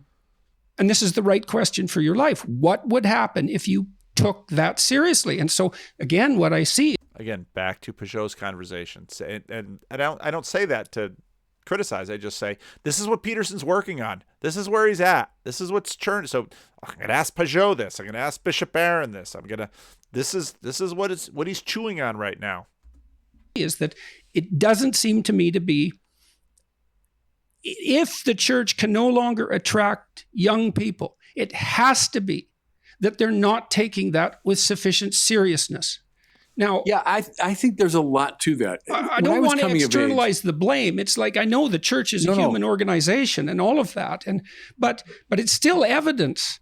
When I was coming of age, so back in, like, say, the 1970s, the presumption of the church was, we should make this thing as easy as possible, because if we make it hard, these people are going to run away. So Again, this part of the conversation is sort of a redoing of the conversation from 2019. It's not a bad thing, but it's telling. we don't want to make it intellectually easy. So I got a very dumbed down Catholicism. It was through the grace of God that I discovered later in life the very rich Catholic intellectual tradition. But when I was going through school, including through high school, banners and balloons and collages, and it was a very superficial. We got the clearer impression when I was a kid that English and science and math and all that were serious subjects. Religion was like gym, or it was like, And that was definitely not true in terms of my Calvinist school. The religion classes were very serious. This was dour Dutch Calvinists. I don't know what else, like art class or something. It was considered not that serious. So we dumbed it down intellectually, and we lessened the moral demand, for sure, because we didn't want, I think, people to run away. And then, See, we lessened the moral demand. It's not really a moral demand. It's the existential challenge and vision for envision. It's the better word. I'll say it bluntly, rather pathetically, we tried to be as relevant as possible. That was the term from our time. Right, and that's appeal to like the kids. uncool guy at the party, man. Right. If you have to strive to be relevant, you're not. Matthew McConaughey. All right. You're not on the cutting edge, that's for sure. Right. And so there's a study I read some years ago that I thought was very plausible. The conclusion was, what young people find compelling in a mentor figure are the two things. One is that the person knows a lot about the subject that he or she is sharing. And secondly, they're really committed to it. And when the kids sense those two things, well, there's a lot to know here, and this guy or this woman, they really believe it. They find that compelling. You don't need, the games of relevance. You don't need to dumb it down. In fact, smarten it up and make it as intellectually challenging and morally challenging as possible. Cue the YouTube new media conversation, because that's exactly right. We dropped a lot of practices that were much more common years ago, to kind of draw young people into the challenge of it. So that is a problem, absolutely. Well, Absolutely. One of the things that I've been so delighted by is my observation that there's a tremendous hunger for serious conversation. Yeah. Public hunger for it. And when I have engaged in my lectures, I'm always extending myself to my limits of thought. Like, that's what the lecture is. It's an attempt to go past what I think. And there's absolutely no doubt that everyone in the audience is on board with that. I mean, it was the case when I debated Sam Harris, for example, that discussion, which, And they paid to be present for it even. was as technically complex as Sam and I could make it. And, and that might not be as philosophically complex as the absolute ideal, but it wasn't dumbed down by any stretch of the imagination. And there's no reason that if you spoon feed that material, it catches no one. And I can tell you this: those new atheists, so Sam and Hitchens and Dawkins, those guys, they were good evangelizers. I mean, for their position, I deal with young people all the time. Yeah, and they didn't dumb it down either. They didn't dumb it down. They had the two things I talked about. They were intelligent and they were passionately committed to it. But every day on the internet, when I go into these com boxes, I hear the phraseologies. What's a com box? Do you mean the comment section? From Hitchens and Dawkins and Sam Harris. A lot of young people read them. They didn't hug them into atheism. They argued them into atheism. So I've been telling our people, we got to stop trying to hug people back into the faith. We have to argue them back into the faith. We have to make it compelling. And you need hugs and arguments, actually. Well, I had a friend. I've been walking with this friend of mine and talking with him. And, he said something quite interesting. He was raised in a communist country and was an atheist after that. He said his family observed Christmas, and he criticized them for that because it was logically incoherent. And then he realized that all that would happen if they abandoned Christmas was that they wouldn't have Christmas anymore. This is a great line. It wasn't like he had something to replace it with. Right. And so it's and Harris owns that, which is quite interesting because it's magical. You might even call it naive if you're of the sort of mind that would call that naive. But do you want to have it or not? And if the answer is, well, I'll replace it with another weekend, then that's really not helpful. And the problem with the atheists is that they don't have, the best they can offer is something like a materialistic utopia. And I've got nothing against that. Like, I've been talking to people like Bjorn Lomborg and who lay out this vision of an increasingly wealthy world where absolute poverty is a thing of the past and where people can take the levels of health that are more or less taken for granted in the West, for granted everywhere in the world, through a process of incremental economic improvement. And, more power to that, I think. Yeah. But I also know that isn't a sufficient story. And there's a kind of despair that goes along with material security. It's called the meaning crisis. I really am excited about John Vervaeke's conversation with Jordan Peterson. I really hope that happens. Because the adventure is drained out of it. And Dostoevsky touches on this, and this is where I really learned this when I first encountered this idea. Dostoevsky in Notes from Underground says, look, this is something you have to understand. If you gave people everything they need so that they had nothing to do but eat cakes and busy themselves with the continuation of the species, if they were so happy that nothing but bubbles of bliss would appear on the surface of the water that they were in, they would smash it all to pieces just so that something adventurous and unique could happen. And so there has to be a call to a higher order of spiritual being, let's say, or psychological being that accompanies that materialism, or we won't even accept it. It'll kill us. No, absolutely. It'll smother us. It's got to be the call to sanctity. And the call to sanctity is a call to love. And there, Dostoevsky, love is harsh and dreadful. It's not a cute little emotion, or it's not a sentiment. Real love is harsh and dreadful because it means going into the place where people are suffering and becoming another Christ and bearing the burdens of the world. That's serious business. Love is something awful about it, but when you summon someone, there's also something awful about the judgment, because if you love someone, you also hold them to a standard. Yeah, you will their good, right? And that means holding to a standard. Do you know this? Russia triggered this in my mind. I'm reading these wonderful books by this priest, Walter Cizek. I don't know if you know that name. He died in 1984, but for 23 years he was a prisoner in the Soviet system. So he was arrested in 1939, right when the war got going with the Germans. And make a long story short, he was in Lubyanka prison for 5 years in Moscow, basically in solitary confinement. Then he was sent for 15 years or so to Siberia, to the worst work camps, you know. And he describes it in this book called With God in Russia in this kind of bald, just straightforward way. But all through it, he says, okay, I went into Russia to be a missionary, to announce the gospel. It's not the way I expected it to be. I didn't expect to be in a prison camp, but okay, this is what God has willed, obviously. At least his permissive will is that I be here. So I'll do what I can. And so for 23 years, this man set up, when he was in solitary, a Jesuit program of prayer, and he would go through his day. He had the prayers of the Mass memorized. Then when he gets to the camps, they would smuggle in little bits of bread and wine, so he would say Mass on a little table clandestinely, you know, and he would minister in his own quiet way to the people around him. I'm telling that story because in the most horrific circumstances, in a way he never saw coming, he said, okay, but I'll try to be a saint here. I'll try to be Christ, bear the sufferings of those around me, and bring the grace of God. He was finally sprung in 1963. JFK was involved in getting him out with a prisoner exchange. As he left Russia, the plane's taking off, and he did the sign of the cross over the country, blessed the country. And it's an incredibly moving story because it's not at all flashy. It's told in a really almost bland manner.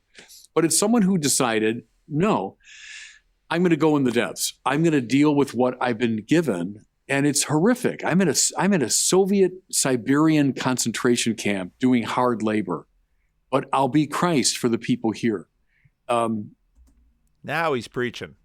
That's it. I mean, that's the adventure. There's the hero's journey that he went on. So so let's get back to the resurrection idea there, because again, see that story to some degree. See now, the cruciform story Bishop Barron just preached set up Jordan for more investigation into the resurrection. Doesn't require the resurrection to underscore his heroism. In fact, to say, in some sense, well, that was motivated by faith in the resurrection, in some sense undermines the heroism of the action. And again, I'm saying I'm not trying to casually dispense with the idea of the resurrection, not least because of its undoubted metaphorical structure. But there is this crazy emphasis, this crazy idea that somehow bearing up under all that burden reformatted the entire structure of being. And that's associated with, I believe, and I'm no theologian, I believe that's associated with the idea of the harrowing of hell. Is that? Well, yeah, there's something, but I do as a first step, though, that's the church. The church, Christ's resurrection is the seed from which the church grows, and the church is the means by which God wants to reconfigure the world. That's right. We're not there just to kind of whisper our convictions among ourselves.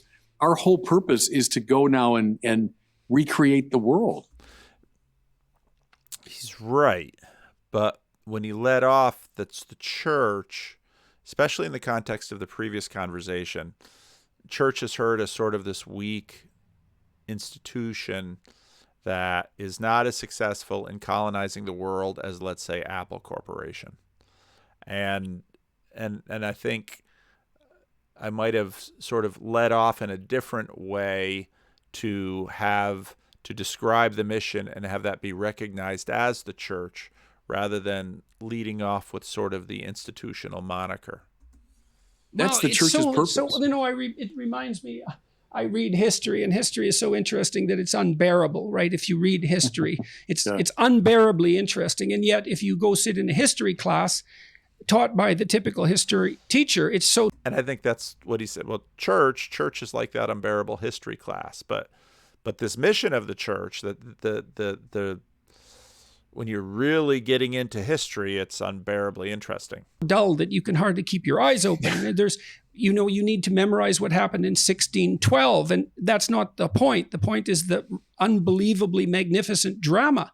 And so then again, if that story that the church is telling is not being taken up. It's not being sold. There's something about it that's not being sold properly. I'm not saying I have the answer to that. That's true. You know, but like I saw this kid once when I was in You got part of an answer for it, Jordan, which is why we're all paying attention to you. Montreal.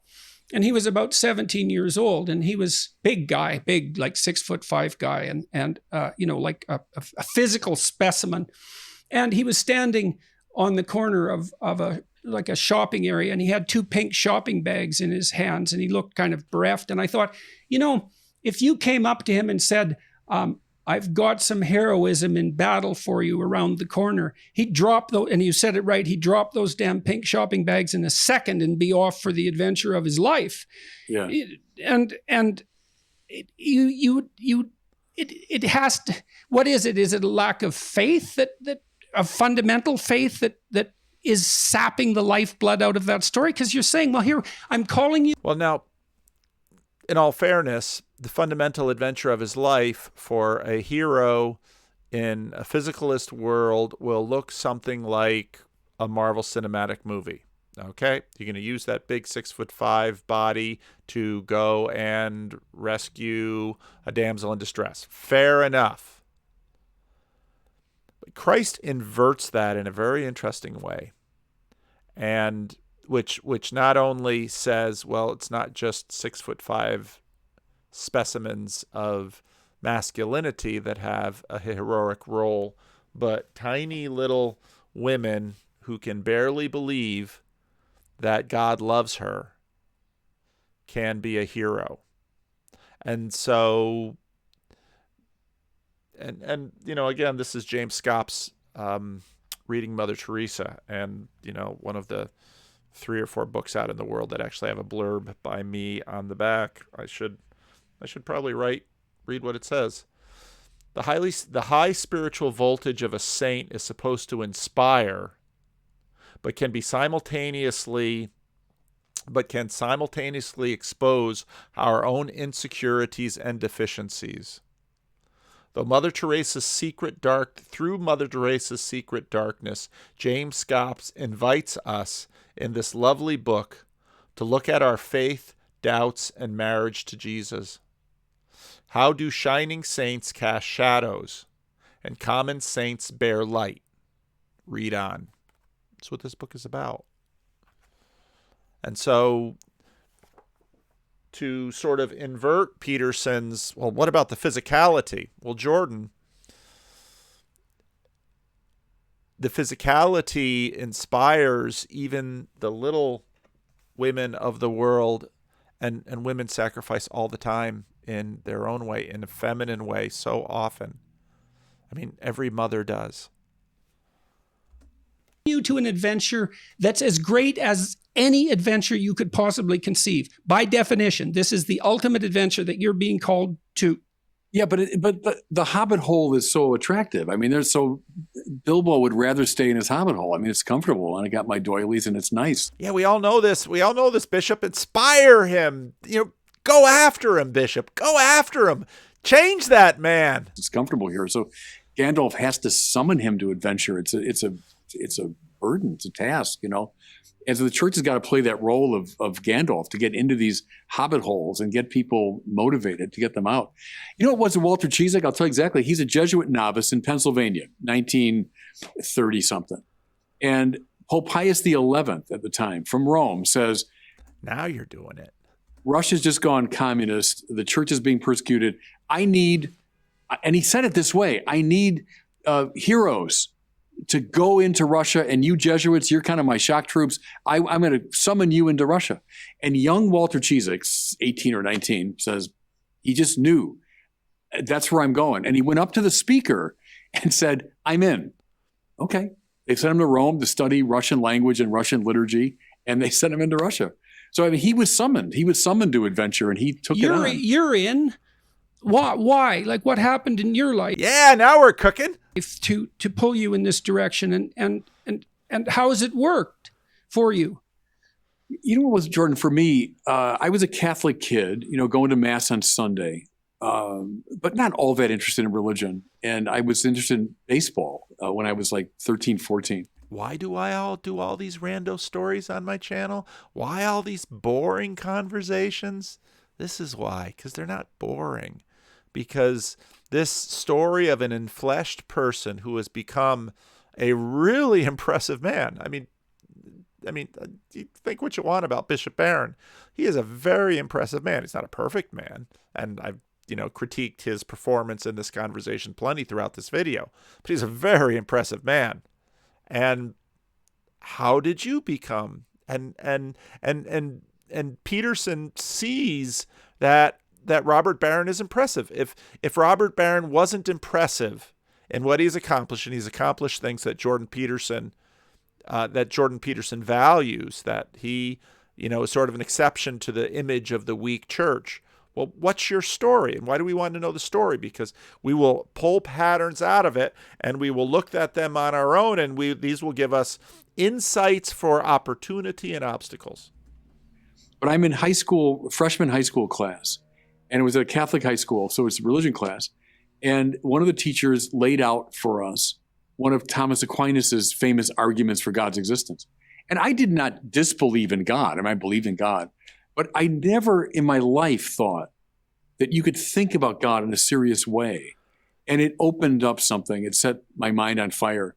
And I started going to libraries. Back in those days, we went to libraries. And part of what's, profoundly inspiring about Roman Catholic priests are, the aspect of not being married. It's a sacrifice, and that's part of what's impressive. Because Bishop Barron looks like a reasonably attractive guy. Isn't into sports. Don't know his sexual orientation. Not going to ask. But, he took the vows. He went in. And as a Protestant preacher, I look at Roman Catholic priests who have taken a vow of celibacy, and I say, hey, good on you. Not necessarily that I want to make that a rule of the church and the Christian Reformed Church. I don't. And to invoke that conversation, but that example of commitment to the cause is already impressive, and it draws attention.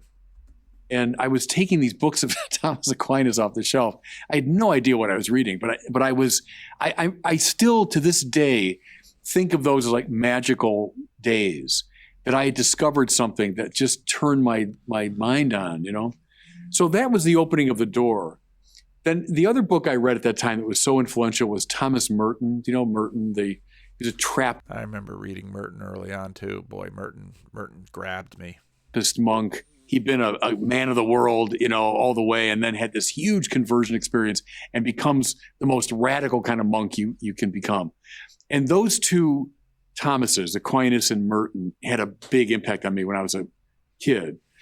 Because there's something romantic about it. Merton's was the story of someone kind of falling in. Okay, romantic. So go back to the brand video. Back to, for Americans, romanticism and spirituality so deeply connected. Love with God, totally. That's what got me in the door. And then I followed a lot of the intellectual path. I was always kind of a thinker type. And that got me into the priesthood, and then, off I go. But at every stage, it was something like a summoning to mission is the language we would use. Summoning to a mission, a ever greater kind of mission. That kept me going. I always found it, the most compelling option on the table. It always struck me that way. As you look at the options of life, like, well, serving God, yeah, duh. Wouldn't that be the most exciting? That's the thing is, because you're raised in the church.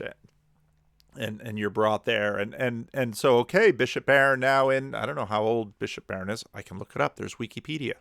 Bishop Robert Barron is 61 years old. Looking good for 61 years old.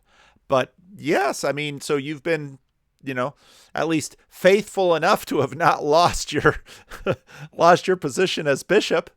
And so that, I think, his turn right there, and that's inspiring. And then Peterson pulled it out of it. And it's a shame that since now we're at 141 and we're starting to cook and we only have 10 minutes left. That's it, is that apart from the terror that might reasonably evoke, it is the best by definition. And again, you could just speak psychologically here. By definition, that's the best game you can play. That's how it struck me when I was a kid. Yeah. Mm-hmm. Well, it's almost a tautology, you know.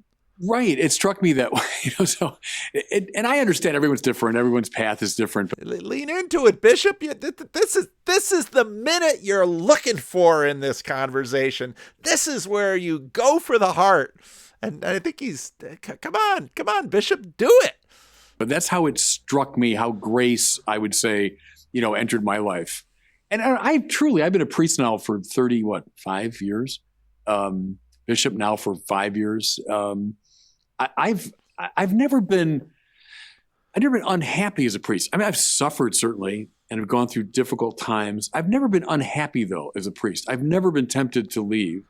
See, and when he talks about himself like this, and again, this can get maudlin, and you got to be really careful with this, but when he talks about himself like this is compelling because he's being honest, and we all would imagine, hey, vows of celibacy, sacrifice, serving the church, and now this is the most compelling he is in the whole video. I never felt like, oh God, why did I do that? I've never felt that. And this social media enterprise of yours, when I introduced you, I noted that you're... Come on, don't let him redirect you, Bishop. Come on, this is the moment. Make your play.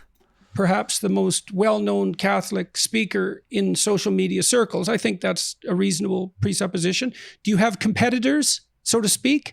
Oh, yeah. There are some people.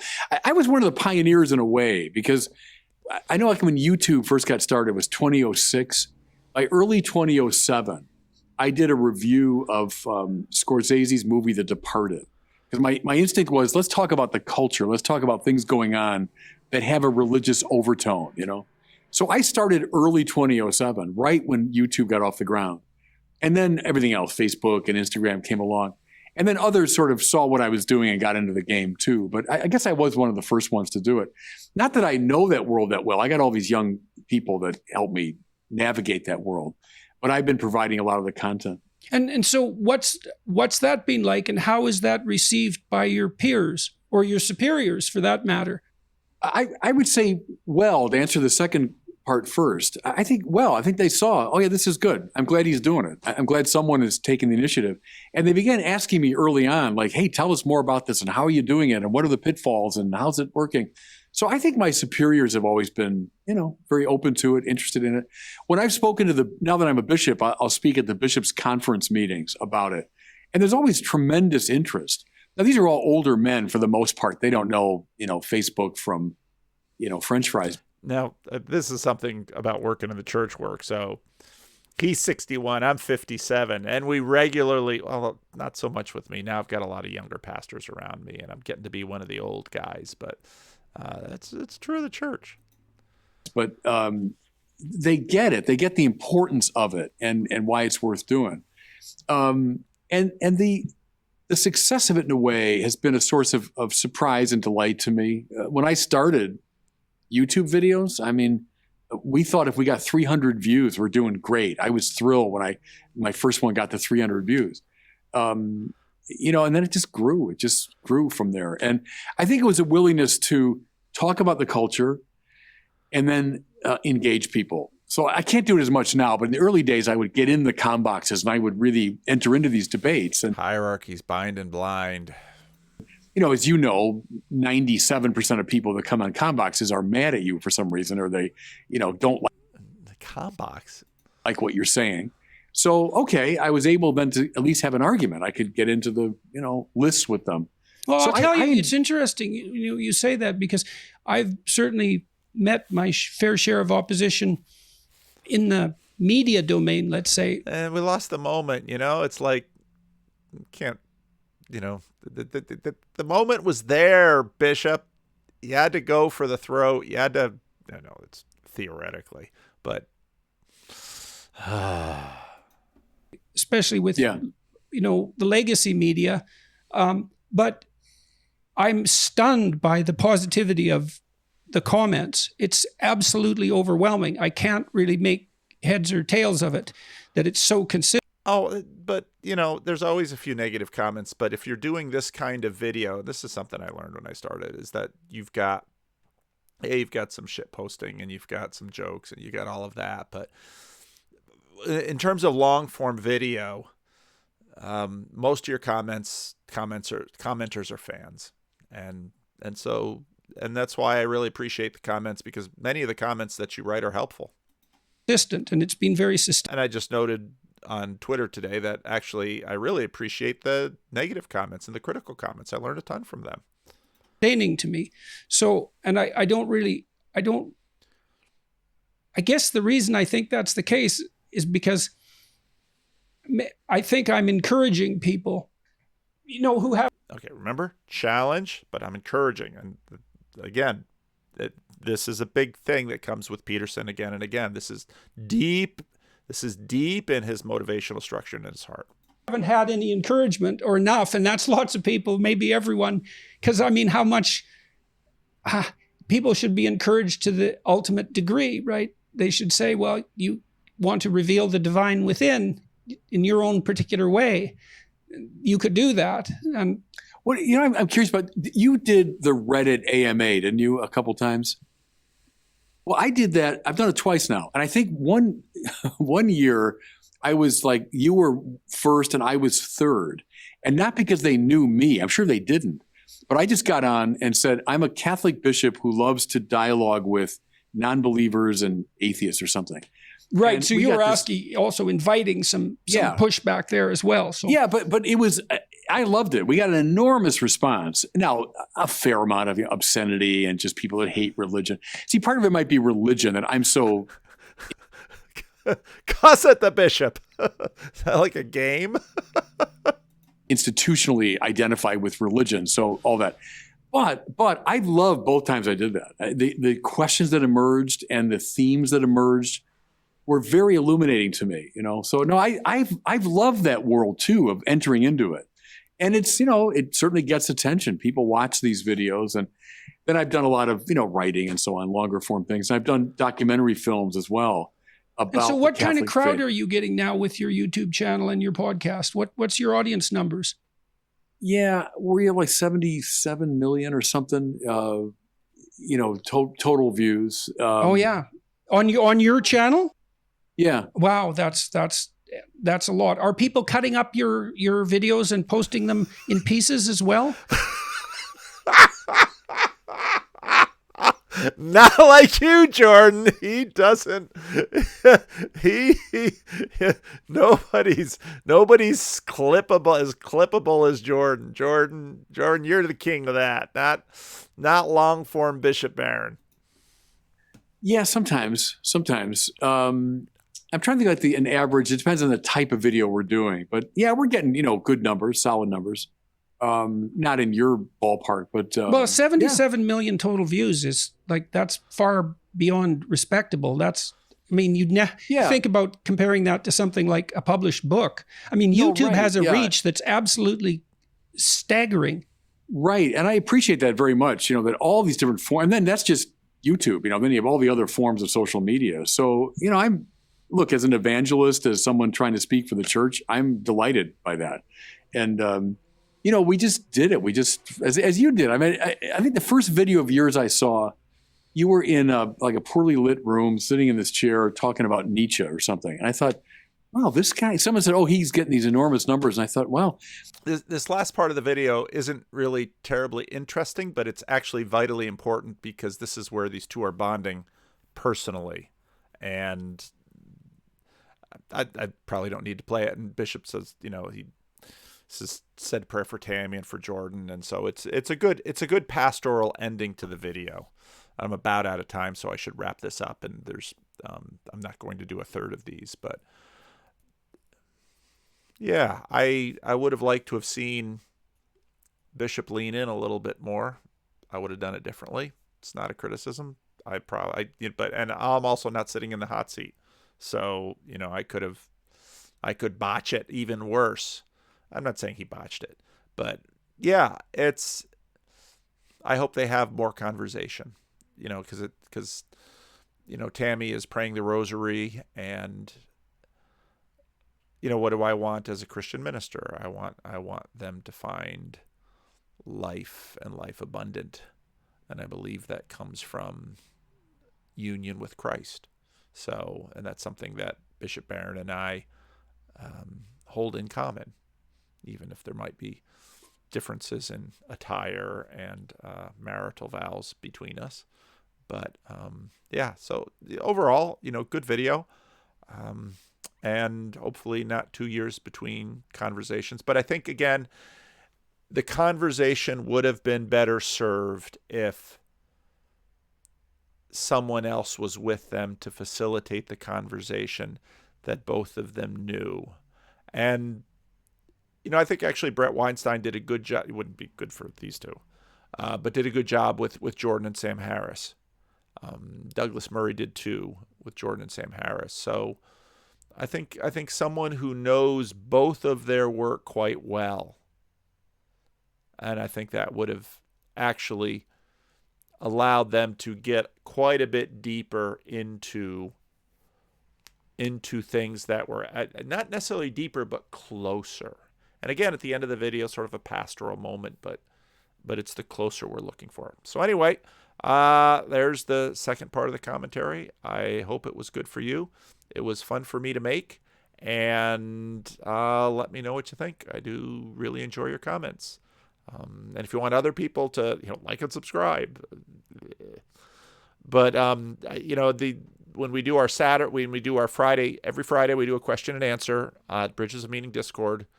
I do it in the Discord, not just on YouTube. There's a chat section. I do stream to YouTube live.